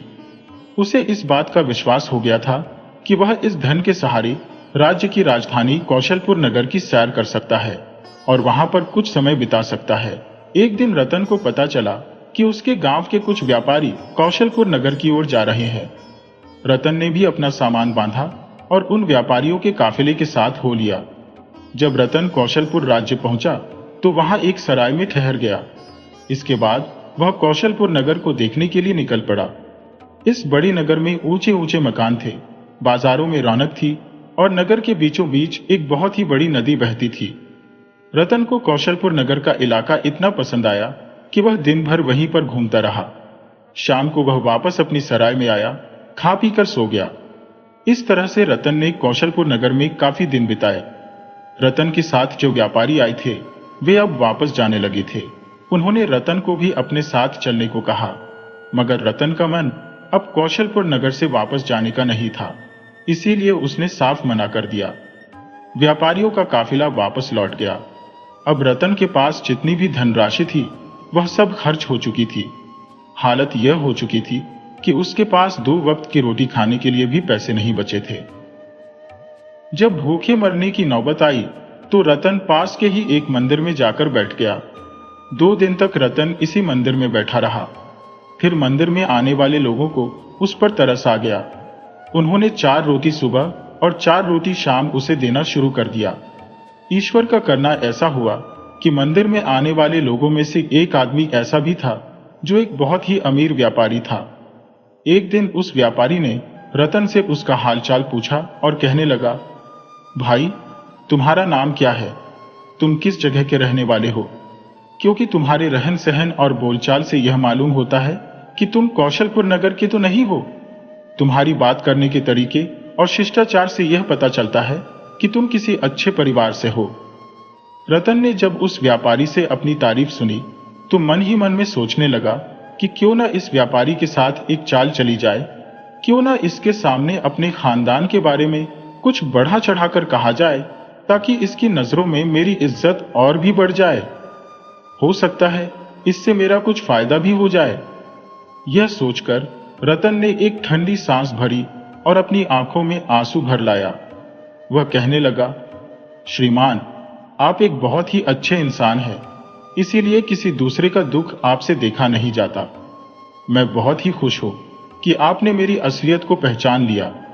बात यह है कि मैं एक बहुत ही शरीफ और नेक खानदान से हूं। मेरा गांव प्रीतमपुर है। मैं वहां के सेठ गुलाबचंद का इकलौता बेटा हूं। मेरे पिता अपने इलाके के सबसे बड़े व्यापारी हैं। कुछ दिन पहले ही हमारे गांव से व्यापारियों का एक काफिला कौशलपुर नगर में व्यापार के लिए आया था। अब क्योंकि मुझे भी कौशलपुर नगर में व्यापार करने का बहुत ही शौक था, इसीलिए मैंने अपने पिताजी से आज्ञा लेकर उन व्यापारियों के साथ यहाँ पर चला आया। मेरे कुछ ऊंट और नौकर भी मेरे साथ थे। जब हमारा काफिला कौशलपुर नगर के पास ही पहुंचने वाला था, तो लुटेरों के एक दल ने हमारे काफिले पर हमला कर दिया। वे लोग हमारे काफिले का सारा माल लूट कर ले गए। साथ ही उन्होंने काफिले के व्यापारियों, मेरे नौकरों और मुझे भी खूब मारा पीटा। जैसे तैसे मैं अपनी जान बचाकर कौशलपुर में दाखिल हो गया, लेकिन मेरी यहाँ पर किसी से जान पहचान नहीं थी और लाचार होकर मैं इस मंदिर में आकर बैठ गया। जब कोई मेरे गांव से व्यापारियों का काफिला यहाँ पर आएगा या यहाँ से कोई काफिला मेरे गांव जाएगा, तभी मैं अपने गांव वापस जा सकता हूँ। जब तक ऐसा कोई मौका नहीं आता, मैं आप जैसे लोगों की दया पर ही निर्भर हूँ। व्यापारी ने जब यह सारी बातें सुनी तो कहने लगा, अरे नौजवान, तुम ईश्वर पर भरोसा रखो। मुझे पक्का विश्वास है कि जल्दी ही तुम्हारी सारी परेशानियां दूर हो जाएंगी और तुम एक बार फिर से पहले की ही तरह ऐशो आराम की जिंदगी गुजार सकोगे। अब तुम ऐसा करो, मेरे साथ मेरे घर चलो। वहां पर तुम कुछ दिन मेरे साथ रह सकते हो। यह कहकर वह व्यापारी, जिसका नाम मनसुख था, रतन को अपने घर ले आया। मनसुख जब रतन को अपने घर पर ले आया तो उसकी खूब खातिरदारी की गई। मनसुख के घर पर काफी नौकर चाकर थे। जब रतन को वहां पर रहते हुए 3 दिन बीत गए तो एक शाम की बात है, व्यापारी का एक नौकर रतन के पास आया और उसे मकान के एक एकांत कोने में ले जाकर कहने लगा, अरे भाई, क्या तुम जानते हो कि हमारे सेठ जी तुम्हें यहां पर क्यों लेकर आए हैं? रतन ने कहा, तुम्हारा सेठ एक बहुत ही दयालु और नेक दिल इंसान है। उसे मेरी हालत पर दया आ गई, इसीलिए वह मुझे यहां पर ले आया। नौकर कहने लगा, तुम बड़ी भोली हो भाई। असल बात तुम्हें मालूम नहीं है। बात यह है कि हमारे सेठ जी की एक बड़ी ही सुंदर बेटी है, जिसके लिए वह काफी समय से कोई लड़का ढूंढ रहे हैं। लेकिन अभी तक सेठ जी को कोई भी ऐसा लड़का नहीं मिला जो उनको और उनकी बेटी दोनों को पसंद आ जाए। जो लड़का सेठ जी पसंद करते हैं उसे उनकी बेटी मना कर देती है, और जो लड़का बेटी को पसंद आता है उसके लिए सेठ जी राजी नहीं होते। इस तरह से कई रिश्ते टूटने के बाद भी सेठ जी की बिटिया अभी तक कुंवारी है। मुझे लगता है कि जरूर सेठ जी को तुम अपनी बेटी के योग्य लगे हो, इसीलिए वह तुम्हें अपने साथ लेकर हवेली पर आ गए हैं। वह तुम्हारी शादी अपनी बेटी के साथ करना चाहते होंगे। जब रतन ने यह सुना तो उसके हृदय में प्रसन्नता का ज्वार उमड़ पड़ा, किंतु अपनी खुशी को छिपाते हुए उसने नौकर से कहा, अरे भाई, इस बारे में मुझे कुछ ज्ञात नहीं है। तुम्हारे सेठ जी ने मुझसे ऐसी कोई बात नहीं की, लेकिन अच्छा किया जो मुझे बता दिया। देखो भाई, तुम्हें बताना मेरा कर्तव्य था। आगे तुम जानो और तुम्हारा काम।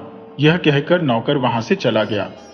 नौकर के जाने के बाद रतन मन ही मन विचार करने लगा कि सेठ अपनी पुत्री की शादी मुझसे करना चाहता है, और शायद इसका कारण यह है कि मैंने अपने बारे में बढ़ा चढ़ाकर सेठ को सब कुछ झूठ बताया है। मैंने कहा कि मेरे पिता एक व्यापारी है, जबकि मेरे खानदान का भी कोई पता नहीं है। इन्हीं ख्यालों में वह रात बीत गई। अगले दिन प्रातः व्यापारी रतन के पास आया और उससे कहने लगा, बेटा, तुम एक अच्छे घर और खानदानी लड़के हो। मैं चाहता हूं कि मैं तुम्हें अपना दामाद बना लूं, अर्थात मेरी इकलौती बेटी सुमन की शादी मैं तुमसे करना चाहता हूं। रतन, जो कि पहले से ही यह बात जानता था और इसके लिए तैयार भी था, सेठ के सामने अनजान बनने का नाटक करते हुए कहने लगा, अरे सेठ जी, ये आप क्या कहते हैं? मैं भला आपकी बेटी के योग्य कहाँ हूं? सेठ बोला, बेटा, तुम उस बात की चिंता न करो, मैं अच्छी तरह से सब कुछ जानता हूं। अब इस बात में देरी नहीं करनी चाहिए। कल ही मैं तुम्हारी शादी अपनी बेटी से करवाना चाहता हूं। और फिर रतन सेठ की बेटी से शादी करने के लिए तैयार हो गया। अगले ही दिन रतन की शादी सेठ की बेटी से हो गई। शादी हो जाने के बाद रतन ने जब पहली बार अपनी पत्नी को देखा तो देखता ही रह गया। रतन की पत्नी एक अत्यंत सुंदर लड़की थी। अब रतन मन ही मन बहुत प्रसन्न था कि उसे इतनी सुंदर और सुशील पत्नी मिली है। परंतु दूसरे ही क्षण उसके मन में यह विचार आया कि कहीं उसकी पोल न खुल जाए। अगले दिन जब सुबह सब लोग भोजन कर रहे थे, तभी एक औरत व्यापारी के घर में दाखिल हुई। अंदर आते ही वह जोर जोर से मनसुख पर चिल्लाने लगी, अरे, मैं यह क्या सुन रही हूं? आपने मेरी गैरहाजिरी में सुमन की शादी करवा दी। भला इतनी भी क्या जल्दी थी? मनसुख उस औरत को समझाते हुए कहने लगा, अरे भाग्यवान, इतना अच्छा रिश्ता रोज रोज नहीं मिलता। तुम पहले आराम से बैठो और मेरी बात सुनो। असल बात यह थी कि वह औरत मनसुख की पत्नी यानी सुमन की मां थी। पिछले कुछ दिनों से वह अपने मायके गई हुई थी, लेकिन जब उसे खबर मिली कि उसकी बेटी की शादी कर दी गई है, तो वह बिना देरी किए अपने घर वापस लौट आई। नाराज होते हुए वह अपने पति पर चिल्लाने लगी। मनसुख उसे दूसरे कमरे में ले गया और कहने लगा, देखो भाग्यवान, तुम मेरी बात जरा ठंडे दिमाग से सुनो। यह लड़का कोई मामूली लड़का नहीं है, बल्कि एक बहुत बड़ी सेठ और बड़ी खानदान का बेटा है। मैंने अच्छी तरह से सोच समझकर ही इसकी शादी सुमन के साथ की है।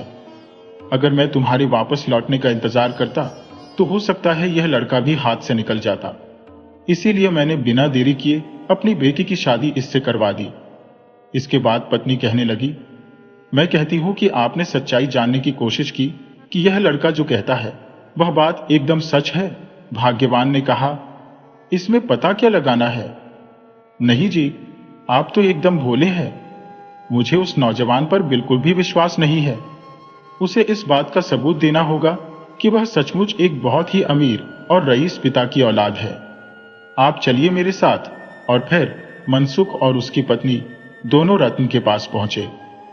मनसुख की पत्नी कहने लगी, सुनो नौजवान, हालांकि तुम्हारी शादी मेरी बेटी से हो चुकी है, लेकिन क्योंकि यह शादी मेरी गैरहाजिरी में हुई है, इसीलिए मुझे इस बात की सच्चाई मालूम नहीं है कि क्या तुम सचमुच किसी बड़े ही रईस और अमीर पिता के बेटे हो। अब तुम मेरी बात ध्यान से सुनो। अपनी बात को साबित करने के लिए तुम्हें अपने पिता से 5 ऊंटों के ऊपर कीमती सामान और अशर्फियां लादकर कौशलपुर नगर में मनवानी होगी। इसके लिए तुम्हें 1 सप्ताह का वक्त दिया जाएगा। अगर 1 सप्ताह के अंदर तुम्हारे पिता ने शर्त पूरी नहीं की तो तुम्हें मेरी बेटी को छोड़ना होगा और मैं इस शादी को तोड़वा दूंगी। व्यापारी मनसुख यह सब कुछ सुन रहा था, परंतु वह बीच में कुछ बोल ना सका। रतन ने जब यह सब कुछ सुना तो वह मन ही मन में बहुत घबरा गया, लेकिन अपने डर को छुपाते हुए वह कहने लगा, अरे सासू मां, इसमें कौन सी बड़ी बात है? आप बिल्कुल निश्चिंत रहें। मैं यहां से किसी आदमी को संदेशा देकर अब अपने पिता के पास भेज दूंगा और अवश्य ही 1 हफ्ते के अंदर अंदर कीमती सामानों से लदे हुए 5 ऊंट कौशलपुर नगर पहुंच जाएंगे। आप इस बात की तरफ से बिल्कुल निश्चिंत रहें। तब मनसुख कहने लगा, देखा भाग्यवान, मैं न कहता था कि हमारा दामाद तो एक हीरा है। हीरा, तुम बेकार ही इस पर संदेह कर रही थी। चलो अब निश्चिंत हो जाओ। 1 हफ्ते के अंदर तुम्हारी दी गई शर्त पूरी हो जाएगी। मनसुख और उसकी पत्नी वहां से चले गए। उसी रात रतन ने अपनी पत्नी सुमन को सारी सच्चाई बता दी कि वह किसी सेठ का बेटा नहीं है, बल्कि एक साधारण इंसान है। यह सुनकर सुमन पहले तो घबरा गई, परंतु फिर अपने आप को संभालते हुए कहने लगी, अब आप जैसे भी हो, अमीर हो या गरीब, आप मेरे पति हैं। मैं हमेशा आपके साथ ही रहूंगी। आप चिंता न करें। यदि 1 हफ्ते के अंदर आप शर्त पूरी न भी कर पाए तो भी मैं आपकी पत्नी ही रहूंगी। रतन कहने लगा, सुमन, मुझे तुम्हारी बात पर पूरा विश्वास है, लेकिन इस बात का डर है कि इस मामले में अगर मैं झूठा साबित हुआ तो मेरी सारी इज्जत मिट्टी में मिल जाएगी। अब मुझे समझ में नहीं आ रहा कि मैं क्या करूं। मैं तुम्हें जैसी सुंदर और सुशील पत्नी को खोना नहीं चाहता और ना ही तुम्हारे माता पिता को दुख पहुंचाना चाहता हूं। इसके बाद वे दोनों सो गए। अब शर्त पूरी होने के लिए सिर्फ 6 दिन ही बचे थे। रतन को अच्छी तरह से मालूम था कि यह शर्त कभी पूरी नहीं हो सकती, लेकिन उसके सास ससुर झूठी आस लगाए हुए बैठे थे। इस तरह से एक दिन और बीत गया। अब तो रतन का दिल बैठा जा रहा था। उसे आने वाले तूफान की चिंता होने लगी। असल बात यह थी कि रतन अब अपनी पत्नी से बहुत ही प्रेम करने लगा था। वह किसी भी कीमत पर उसे खोना नहीं चाहता था। एक एक करके जब 4 दिन बीत गए तो रतन का मन बहुत ही दुखी रहने लगा। रतन अपनी पत्नी को बता चुका था कि वह गीत और संगीत का बहुत ही माहिर है। तो उसकी पत्नी ने एक सितार रतन को थमाते हुए कहा, आप अपने इस दुख को कम करने के लिए गीत संगीत का सहारा लीजिए। रतन ने अपने दिल की बेचैनी को शांत करने के लिए सितार उठाया और धीरे धीरे उसकी धुनों में खो गया। उसके हाथों से निकली संगीत की लहरें जैसे उसकी आत्मा को सुकून देने लगी। उसने एक दर्द भरा प्रेम गीत गुनगुनाया, जिसकी आवाज में वह सारा दुख और बेचैनी घुल मिल गई थी। शाम का समय था जब रतन ने नगर के बीचों बीच बहने वाली नदी के किनारे जाकर अपने सितार की धुन छेड़ी। उसकी मधुर आवाज और संगीत की मंत्रमुग्ध करने वाली धुनों ने वहां घूम रहे 2 यात्रियों का ध्यान खींचा। वे रतन के पास आकर कहने लगे, भाई, तुम्हारा संगीत तो दिल को छू लेने वाला है। क्या तुम हमारे लिए कुछ और गीत गा सकती हो? रतन ने बिना किसी झिझक के अपनी मंजूरी दे दी और आधी रात तक गाता रहा। दरअसल वे दोनों यात्री साधारण नहीं थे। उनमें से एक कौशलपुर नगर का राजा और दूसरा उसका मंत्री था। वे दोनों भेष बदलकर राज्य का भ्रमण कर रहे थे। जब रतन ने गाना बंद किया तो राजा ने उससे पूछा, भाई, तुम्हारा संगीत इतना सुरीला है, पर तुम्हारे गीतों में इतनी वेदना क्यों है? तुम कौन हो? कहां से आए हो? रतन ने सिर झुकाकर जवाब दिया, महाराज, मैं एक झूठा और फरेबी व्यक्ति हूं। मैंने झूठ बोलकर व्यापारी की बेटी से शादी की है और अब अपनी गलती का परिणाम भुगतने वाला हूं। राजा ने उसकी आंखों में झांकते हुए कहा, भाई, तुम्हारे मन में अपनी पत्नी के लिए जो सच्चा प्रेम है वह तुम्हारे गीतों में झलकता है। ईश्वर ने चाहा तो सब कुछ ठीक हो जाएगा। अगली सुबह रतन अपनी पत्नी सुमन से कहने लगा, प्रिय सुमन, आज हमारा आखिरी दिन है। मैं तुम्हारे साथ ये दिन बिताना चाहता हूं। उसी समय रतन की सास की आवाज आई, दामाद जी, जल्दी आइए। आपके पिताजी ने 5 ऊंट कीमती सामानों से लदे हुए भेज दिए हैं। रतन यह सुनकर हैरान रह गया। उसने देखा कि सचमुच ऊंटों पर लदे कीमती सामान और नौकर वहां खड़े थे। नौकरों ने बताया कि ये सामान उनके पिताजी ने भेजा है। रतन को अपनी आंखों पर विश्वास नहीं हो रहा था। वह राजमहल जाकर राजा से मिलने निकला। वहां पहुंचकर उसने देखा कि वही यात्री राजा थे जिन्होंने पिछली रात उसके गीत सुने थे। राजा ने कहा, रतन, तुम्हारे संगीत ने हमें मंत्रमुग्ध कर दिया था। मैंने ही ये कीमती सामान तुम्हारे घर भेजवाए हैं। रतन की आंखों में आंसू आ गए। उसने कहा, महाराज, आपने मेरी मदद क्यों की? राजा ने मुस्कुराते हुए कहा, तुम्हारे गीतों में सच्चा प्रेम झलकता है। आज से तुम हमारे शाही दरबार के संगीतकार हो। तुम्हें हर सुख सुविधा दी जाएगी। रतन ने महाराज का धन्यवाद किया और जब वह अपने ससुराल लौटा तो सब बहुत खुश हुए। इसके बाद रतन अपनी पत्नी को लेकर राजा द्वारा दिए गए मकान में रहने लगा और शाही संगीतकार के रूप में प्रसिद्ध हो गया। तो दोस्तों, मुझे पूरी उम्मीद है कि आपको यह कहानी पसंद आई होगी। कृपया कमेंट करके बताइए और वीडियो को लाइक करना मत भूलिए। ऐसी ही दिलचस्प कहानियां सुनने के लिए चैनल को सब्सक्राइब कर लीजिए।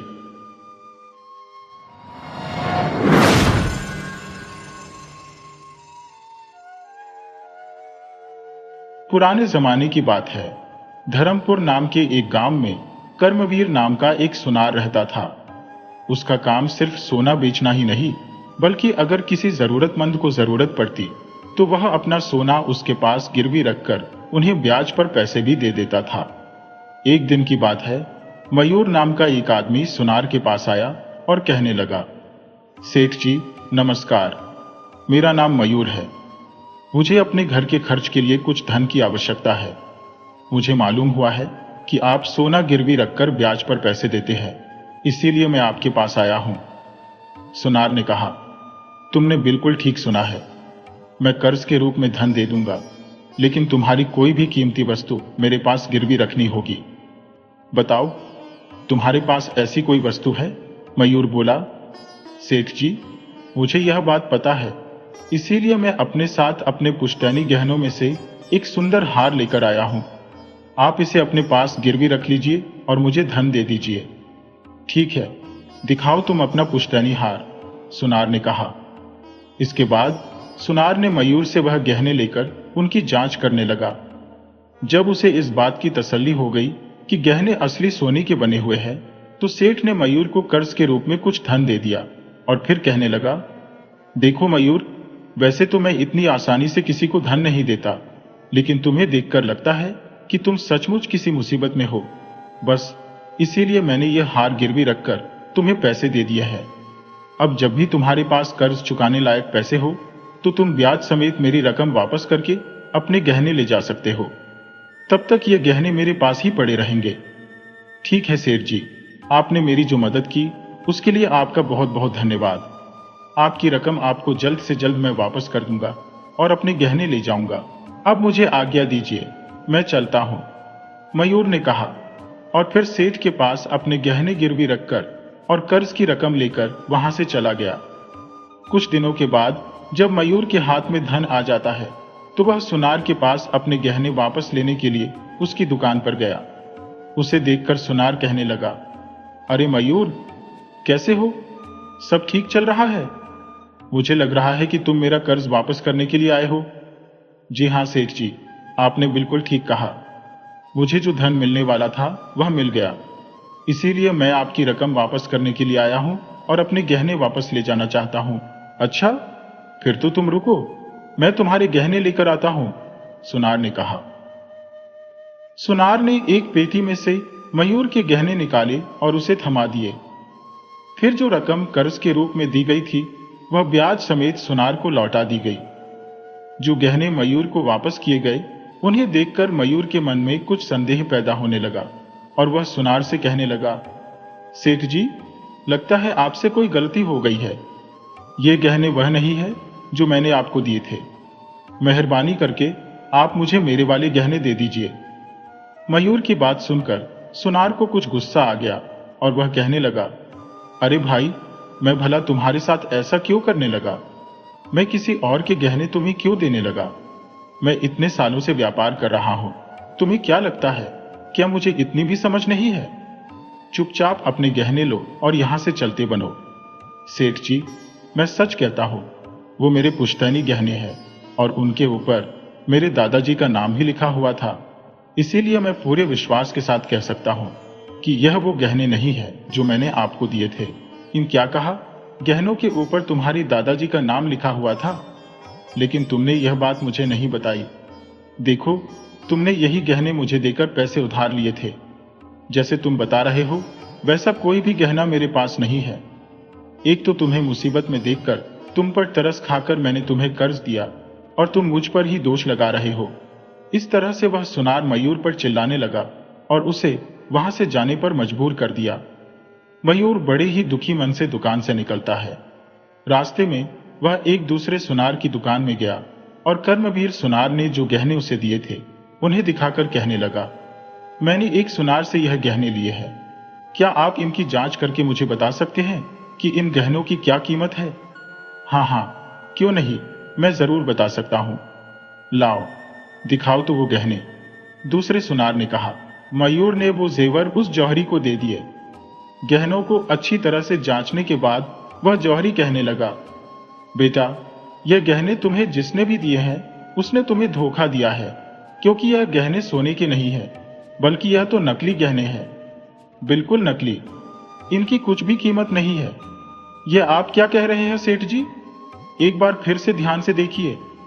अरे भाई, बार बार देखने से नकली सोना असली तो नहीं बन जाएगा। यह सोना नकली ही है। जिसने भी तुम्हें यह दिया है उसे वापस लौटा दो।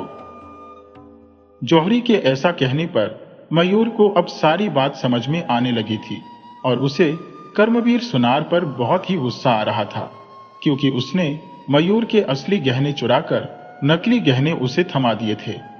मयूर उसी समय नगर के राजा के दरबार में हाजिर होता है। उसने कर्मवीर सुनार की शिकायत महाराज से करते हुए कहा, महाराज, मेरा नाम मयूर है और मैं एक मजबूरी के कारण अपने दादाजी के पुश्तैनी गहने कर्मवीर नाम के एक सुनार के पास गिरवी रखकर उससे कुछ धन कर्ज के रूप में लिया था। इसके बाद मयूर ने अपनी सारी आपबीती राजा को बता दी। महाराज ने उसी समय कर्मवीर सुनार को अपने दरबार में बुलाया और फिर उससे प्रश्न किया, कर्मवीर, यहां पर जो नौजवान तुम्हारी शिकायत लेकर आया है, तुम्हें इसके बारे में क्या कहना है? कर्मवीर ने कहा, महाराज, न जाने कितने ही लोग अपने मुश्किल समय में गहने गिरवी रखकर मुझसे कर्ज ले जाते हैं, लेकिन इस नौजवान के अलावा आज तक किसी ने मुझसे ऐसी बात नहीं की। महाराज, जब उन लोगों के पास पैसे आ जाते हैं तो वे अपना कर्ज चुकाकर अपने गहने वापस ले जाते हैं। आप ही बताइए महाराज, अगर मुझे छल कपट ही करना होता तो मैं केवल इस व्यक्ति के साथ ही क्यों करता? महाराज कहने लगे, तुम जो कह रहे हो वह बात भी ठीक है। और फिर महाराज ने मयूर से कहा, मयूर, इस व्यापारी ने तुम्हारे साथ छल किया है। क्या तुम्हारे पास इस बात का कोई सबूत या कोई गवाह है?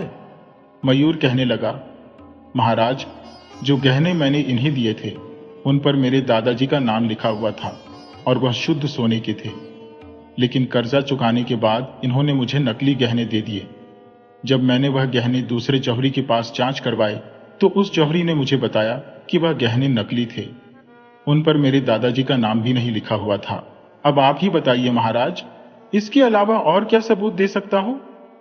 महाराज ने सुनार से पूछा, तो कर्मवीर, जैसा मयूर ने कहा है, क्या इसके गहनों पर इसके दादाजी का नाम लिखा हुआ था? क्या यह सच है? सुनार कहने लगा, मुझे इसके बारे में कुछ भी नहीं मालूम। गहने देते समय इसने ऐसी कोई बात भी नहीं की थी और ना ही मैंने इस बात पर ध्यान दिया था। ऐसा लगता है कि किसी ने नकली गहने गिरवी रखकर मुझसे पैसे लिए थे, क्योंकि मैंने वही गहने वापस लौटाए हैं जो इसने मुझे दिए थे। मैंने इसके साथ कोई छल नहीं किया महाराज, बल्कि उल्टा इसी ने मेरे साथ विश्वासघात किया है। नकली सोना देकर इसने मुझसे कर्ज लिया। महाराज ने कहा, तुम दोनों की बातें सुनकर मुझे किसी पर भी विश्वास नहीं हो रहा, लेकिन मयूर ने जो गहने गिरवी रखे थे वह असली हैं या नकली, इस बात का कोई भी प्रमाण नहीं है। इसीलिए तुम दोनों यहां से जा सकते हो। परिस्थितियों को देखते हुए महाराज ने बिना कोई फैसला लिए उन दोनों को वहां से जाने का आदेश दिया। महाराज की बात सुनकर सुनार तो बहुत ही खुश था और वह अपने घर की तरफ चल दिया, लेकिन मयूर अपने असली गहने खो देने के कारण बहुत ही दुखी मन से वहां से गया।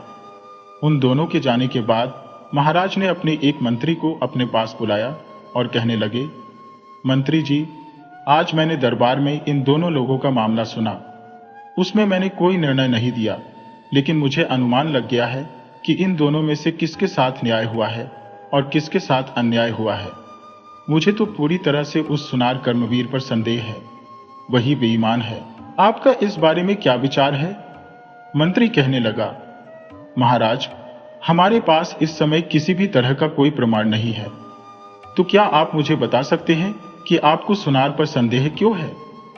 महाराज बोले, मुझे सिर्फ संदेह ही नहीं बल्कि पूरा विश्वास है कि वह सुनार ही असली अपराधी है, क्योंकि सुनार ने कहा था कि उसे नौजवान ने जो जेवर दिए थे वह नकली ही थे, लेकिन कोई भी सुनार नकली सोने को असली सोना समझने की गलती कभी नहीं कर सकता। इसके अतिरिक्त अगर उस नौजवान मयूर को सुनार के साथ धोखा करना ही होता तो वह कर्ज के रूप में ली गई रकम को ब्याज समेत वापस करने आता ही क्यों? अब तुम ही बताओ, क्या यह उचित हो सकता है? इसीलिए मुझे पक्का विश्वास है कि सुनार ने ही उस नौजवान के साथ धोखेबाजी की है, लेकिन अब समस्या यह है कि इस बात का कोई भी सबूत हमारे पास नहीं है जो यह बात साबित कर सके। इसीलिए हमें क्या करना चाहिए मंत्री जी? मंत्री कहने लगा, महाराज, जिस प्रकार आप बता रहे हैं मुझे भी उस सुनार पर ही संदेह हो रहा है। यह भी हो सकता है कि सुनार ने इससे पहले भी कई लोगों के साथ छल किया हो। आप आदेश कीजिए, मैं सिपाहियों को भेजकर उस सुनार को कैद कर लेता हूं, फिर वही सारी सच्चाई बताएगा। नहीं मंत्री जी, अगर उसे इस समय कैद किया गया तो हम उसके अपराध को साबित नहीं कर पाएंगे। मैं चाहता हूं कि उसे रंगे हाथों पकड़ा जाए। इसके लिए हमें सुनार की वह पेटी बरामद करनी होगी जिसमें वह अपने सभी गहने सुरक्षित रखता है। तो कुछ ऐसा किया जाए कि सुनार की वह पेटी हमारे राज दरबार तक पहुंच जाए, तभी हम उस सुनार की बेईमानी को साबित कर सकते हैं। महाराज ने अपने मंत्री को सारी योजना बताई। सारी योजना जानने के बाद मंत्री कहने लगा, सचमुच महाराज, आपकी योजना के अनुसार यदि कार्य किया गया तो अवश्य ही वह बेईमान सुनार रंगे हाथों पकड़ा जाएगा। अगले दिन मंत्री ने अपने एक सबसे भरोसेमंद सिपाही, जिसका नाम चंद्रशेखर था, उसे अपने पास बुलाया और कहने लगा, सुनो चंद्रशेखर, जो बात मैं तुम्हें समझाने वाला हूं बड़ी ही ध्यान से सुनो। यह कार्य मैं तुम्हें सौंप रहा हूं। तुम्हें बिना किसी को भी बताए बड़े ही गुप्त तरीके से इस कार्य को पूरा करना है। आप निश्चिंत रहे मंत्री जी, आप जो भी कार्य मुझे सौंपेंगे मैं आपके कहे अनुसार ही करूंगा। आप बताइए तो सही कि मुझे क्या करना है। मंत्री ने एक कंगन चंद्रशेखर को देते हुए कहा, यह कंगन देखो, इसे तुम अपने पास रखो और एक साधारण आदमी का भेष धारण करके कर्मवीर सुनार के पास जाओ। किसी भी तरह से बहला फुसलाकर यह कंगन कर्मवीर सुनार के पास गिरवी रखकर कुछ धन लेकर आओ। चंद्रशेखर ने जवाब दिया, यह तो मेरे लिए कोई बहुत मुश्किल काम नहीं है। इसके बाद चंद्रशेखर ने अपना भेष बदला और कर्मवीर सुनार के पास जा पहुंचा। सुनार से कहने लगा, सेठ जी, मैं एक बाहर गांव से आया हूं और यहां पर व्यापार शुरू करना चाहता हूं, लेकिन मेरे पास इस कंगन के अलावा और कोई संपत्ति नहीं है। इस कंगन का मूल्य 5,000 से अधिक होगा। क्या आप इस कंगन को खरीदेंगे? सेठ कर्मवीर को संदेह होने लगा कि यह कंगन नकली है, इसीलिए वह कंगन को लेकर अच्छी तरह से जांच करने लगा। कर्मवीर को विश्वास हो गया कि सचमुच कंगन असली ही था, लेकिन उसे इस बात का भी संदेह हुआ कि सामने वाला व्यक्ति कोई व्यापारी तो नहीं लगता। यह अवश्य ही कंगन को चोरी करके लाया है, यानी यह कंगन चोरी का माल है, इसीलिए यह कंगन मुझे कम से कम कीमत पर खरीदना चाहिए। यह सोचकर कर्मवीर कहने लगा, भाई, मैंने इस कंगन की जांच कर ली है, लेकिन जितना तुम बता रहे हो यह कंगन उतना भी कीमती नहीं है। इसकी कीमत तो सिर्फ 1,000 ही है। इसके ऊपर मैं तुम्हें 1 पैसा भी नहीं दे सकता। तुम्हें अगर बेचना है तो बताओ, वरना यहां से चलते बनो। सेठ जी, यह तो बहुत ही कम कीमत है। आप कम से कम मुझे 2,000 तो दे दीजिए। मुझे धन की बहुत ज्यादा आवश्यकता है, इसीलिए मैं इसे कम भाव पर बेच रहा हूं। चंद्रशेखर के ऐसा कहने पर कर्मवीर सोचने लगा, 5,000 की कंगन के 2,000 मान रहा है, मैं इसे और भी कम कीमत करवा सकता हूं। ऐसा सोचकर वह चंद्रशेखर से कहने लगा, देखो भाई, तुम बहुत ज्यादा कीमत लगा रहे हो। एक काम करो, तुम 500 और ले लो, यानी 1,500 में यह कंगन मुझे दे दो। अब तुम्हारी मर्जी। ठीक है सेठ जी, मुझे 1,500 ही दे दीजिए। मैं कंगन आपको देने को तैयार हूं, क्योंकि मेरे पास कोई और चारा नहीं है। मैं बहुत ही जल्दी में हूं। इसके बाद चंद्रशेखर धन लेकर वहां से चला गया। सुनार कर्मवीर ने उस कंगन को अपनी पेटी में रख लिया कि तभी वहां पर एक सिपाही आ पहुंचा और कहने लगा, सेठ जी, मुझे आपसे एक सहायता चाहिए। अचानक एक सिपाही को वहां देखकर कर्मवीर घबरा गया। कुछ देर तक सोचने के बाद वह कहने लगा, अरे सिपाही जी, मैं आपकी क्या सहायता कर सकता हूं, बताइए। दरअसल बात यह है कि कल रात को राजमहल में गहनों की चोरी हो गई है।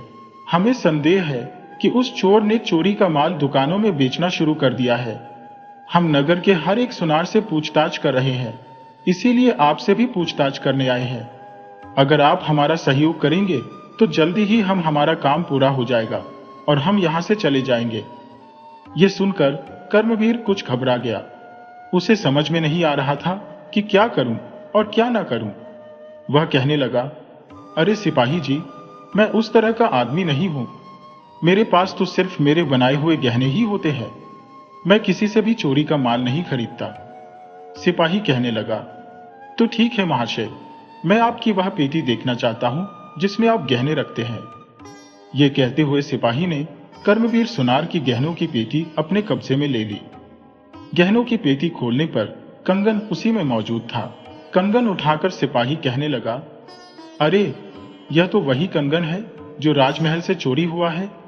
लेकिन तुमने तो कहा था कि तुम चोरी का माल नहीं खरीदते, फिर राजमहल का यह कंगन तुम्हारे पास कहां से आया? सिपाही की बात सुनकर सुनार समझ गया कि वह अब फंस चुका है, लेकिन अब किया भी क्या जा सकता था। वह सिर झुकाकर खड़ा हो गया। सिपाही उसे गरजते हुए कहने लगा, चलो ये पेटी उठाकर मेरे साथ राजमहल चलो, अब महाराज ही तुम्हारा फैसला करेंगे। सिपाही सुनार और उस पेटी को लेकर राजा के दरबार में जा पहुंचा।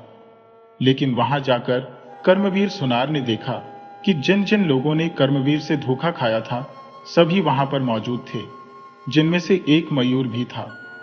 महाराज कहने लगे, हाँ तो सेठ कर्मवीर, अब तुम मुझे बताओ कि तुम्हारे पास यह कंगन कैसे आया। पहले तो तुम मुझे यह बताओ कि तुम व्यापार कैसे करते हो। अपनी पोल खोलती हुई देखकर कर्मवीर घबरा गया। इसके बाद महाराज ने आदेश दिया कि पेटी में रखे हुए गहनों को बाहर निकाला जाए। जैसे ही गहनों को बाहर निकाला गया तो सबसे पहले मयूर ने अपने दादाजी के पुष्ट गहनों को पहचान लिया और कहने लगा, यही है मेरे असली गहने। जांच करने पर पता चला कि सचमुच उन गहनों पर मयूर के दादाजी का नाम लिखा हुआ था। इसके अतिरिक्त वहां पर मौजूद अन्य लोग जिन्हें सुनार ने धोखा दिया था, वह भी आगे बढ़कर उन गहनों में से अपने अपने गहनों की पहचान करने लगे। अब सुनार कर्मवीर की पोल पूरी तरह से खुल चुकी थी। वह घबराकर महाराज से कहने लगा, महाराज मुझे क्षमा कर दीजिए। असल बात यह है कि मेरे पास जो कोई भी कर्ज लेने के लिए आता था और अपने गहने गिरवी रख देता था, कर्ज लौटाने पर मैं उन्हें हूबहू वैसे ही नकली गहने बनाकर वापस कर देता था। इस तरह से मैंने इन सभी लोगों को धोखा दिया। जब लोगों को अपने साथ हुए इस छल का पता लगता तो वह मेरे पास आते थे। मैं उल्टा उन्हीं पर दोष लगाकर उन्हें वापस लौटा देता था। यह कंगन चोरी का कंगन है, ऐसा मुझे अनुमान हो गया था, लेकिन फिर भी मैंने बहुत ही कम कीमत पर इसे खरीदा। इस तरह से कर्मवीर ने अपनी सारी बात महाराज को बता दी। इसके बाद महाराज कहने लगे, ध्यान से सुनो कर्मवीर, मुझे पहले से ही तुम पर संदेह हो चुका था, इसीलिए मैंने तुम्हें रंगे हाथों पकड़ने के लिए अपने एक भरोसेमंद आदमी को तुम्हारे पास वह कंगन लेकर भेजा था। उस कंगन को देखकर तुम्हारे मन में लालच आ गया और तुम फंस गए। महाराज, मुझसे बड़ी ही भूल हो गई, मुझे क्षमा कर दीजिए। नहीं कर्मवीर, तुमने जो अपराध किया है वह कोई साधारण अपराध नहीं है जिसके लिए तुम्हें क्षमा कर दो, इसीलिए तुम्हें दंड तो देना ही होगा। इसके बाद मयूर और बाकी लोगों को उनके असली गहने लौटा दिए गए और सुनार को कारागार में डाल दिया गया। मयूर और बाकी सभी लोग अपने असली गहने पाकर बहुत ही खुश थे। वे महाराज की जय जयकार करने लगे और राज दरबार से चले गए। पूरी प्रजा में जब यह बात पता चली तो सभी लोग अपने महाराज की चतुराई की प्रशंसा करने लगे।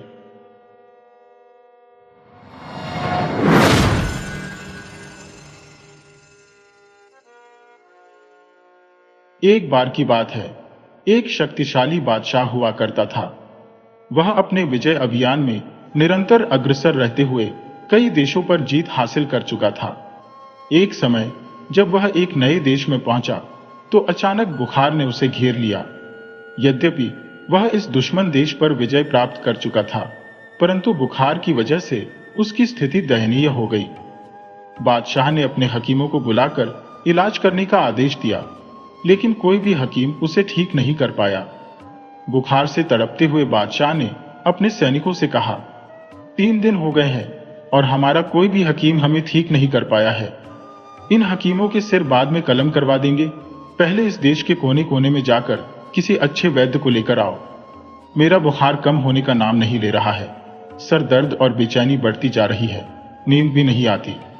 अगर शाम तक कोई वैद्य नहीं आया तो मैं तुम सबको कत्ल करवा दूंगा। सैनिक तुरंत वैद्य की तलाश में निकल पड़े। थोड़ी देर बाद जब एक सैनिक वापस आया तो बादशाह ने पूछा, क्या तुमने किसी वैद्य को खोजा? सैनिक ने उत्तर दिया, हुजूर, इस देश का एक बड़ा ही प्रतिष्ठित वैद्य स्वयं ही आपकी सेवा में प्रस्तुत हुआ है। बादशाह ने मुस्कुराने का प्रयास किया, परंतु असफल रहा और आश्चर्यचकित होकर बोला, यह बड़ा ही अजीब देश है।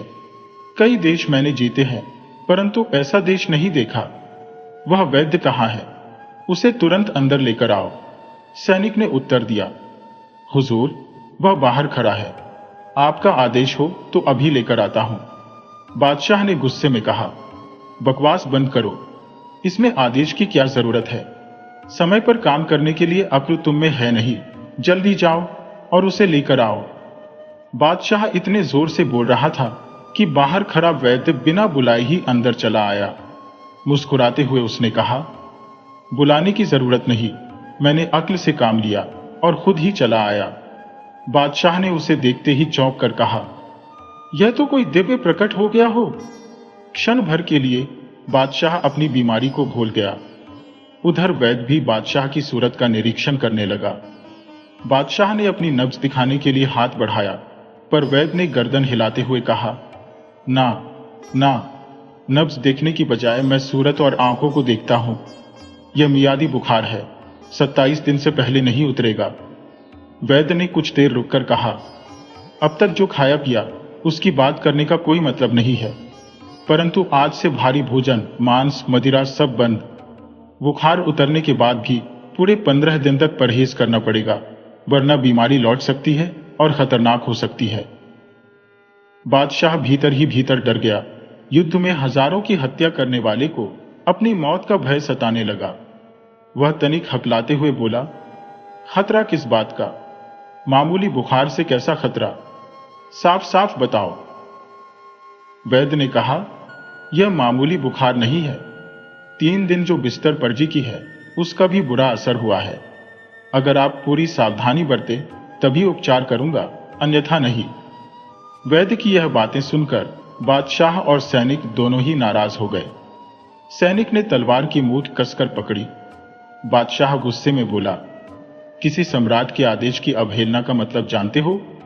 और फिर मैं तो बादशाह हूं, मेरी शोहरत नहीं सुनी क्या? वैद्य ने उत्तर दिया, खूब सुनी है और आंखों से देखी भी है। आपका हिंसक रूप भी देखा है। सम्राट कुछ गहरे सोच में पड़ गया। वैद्य की परिपक्व दृष्टि ने उसे लक्षित किया। वैद्य आगे कुछ कहने वाला था कि बादशाह बोला, फिर भी तुम मेरे इलाज के लिए स्वयं चलकर आए, बात कुछ समझ में नहीं आई। वृद्ध वैद्य ने होठों पर मुस्कान लाते हुए कहा, इसमें समझने लायक कुछ भी भेद नहीं है। देश के प्रति मेरी निष्ठा और रोगी के प्रति मेरा कर्तव्य, यह 2 अलग अलग बातें हैं। दोनों को मिलाकर देखने से ही झमेला होता है। बादशाह ने गर्वित स्वर में कहा, मैं बादशाह हूं, महान बादशाह, विश्व सम्राट। वैद्य ने जवाब दिया, मुझे पूरा होश है, तभी तो बिना बुलाए चला आया। बादशाह ने तत्काल कहा, मेहरबानी करके अब यह चर्चा बंद करें। बाकी सब औषधियां तो मैं लाया हूं, पर एक जड़ी बूटी जंगल से लानी पड़ेगी। बिना आज्ञा लिए ही वैद्य बाहर की ओर चल दिया। बादशाह ने आज्ञा दी, सुनो, 2 सैनिक हरदम इसके साथ रहें। और फिर अपने आप से धीरे धीरे कहने लगा, बड़े विचित्र लोग हैं यहाँ के, क्या बच्चे, क्या बूढ़े और क्या औरतें। थोड़ी देर बाद वैद्य एक कटोरे में काढ़ा लेकर आया और बादशाह को देते हुए बोला, 3-3 घड़ी के बाद मैं खुद अपनी निगरानी में आपको यह दवा पिलाऊंगा। बादशाह मना करने वाला था, लेकिन सैनिक ने लपक कर कटोरा छीन लिया और बड़े रुआब से बोला, पहली खुराक वैद्य जी आपको ही पीनी पड़ेगी, यही शाही कायदा है। अपनी कमजोरी छिपाने के लिए बादशाह तत्काल उठ बैठा और बूढ़े को देखते हुए कहा, कहीं इसमें प्राणघातक जहर तो नहीं मिला हुआ? परंतु मैं आपके हाथों से जहर भी पीने को तैयार हूं। बादशाह ने कटोरा लिया और दवा गटकी। लेटने की इच्छा होते हुए भी बादशाह लेटा नहीं, कुछ देर तक बैठा रहा। अपनी जिज्ञासा प्रकट करते हुए बादशाह ने पूछा, आपको मेरी बीमारी का पता कैसे चला? ना तो आपने किसी से पूछा और ना ही किसी ने आपको बताया। वैद्य मुस्कुराते हुए बोला, जिस तरह दूर दराज के पक्षी को पानी का पता चलता है, भंवर को फूलों का और मधुमक्खियों को पराग का पता चलता है, वैसे ही मुझे आपकी बीमारी का पता चला। बादशाह वैद्य को देखता रहा। दूसरे दिन सुबह सवेरे ही वैद्य ने दवा पिलाते समय बादशाह को चेताया। करीब 85 घड़ियों तक सीने में जलन, शरीर में टूटन, सिर में दर्द, जी में घबराहट और बेचैनी रहेगी। किसी तरह की चिंता ना करें, मामूली हिम्मत से काम लें। 3 दिन के बाद गाय का दूध और उसमें अंजीर का सेवन करें। मुझे पूरी आशा है कि आप पहले से अधिक तंदुरुस्त हो जाएंगे। अनुभवी वैद्य ने जैसा कहा वैसा ही हुआ। सम्राट की हालत धीरे धीरे बिगड़ती गई, परंतु 85 घड़ियों तक उसकी स्थिति स्थिर रही। विश्व विजेता की हालत बेहद खराब थी। उसकी सेना में हजारों बहादुर योद्धा थे जो पसीने की जगह खून बहाते थे।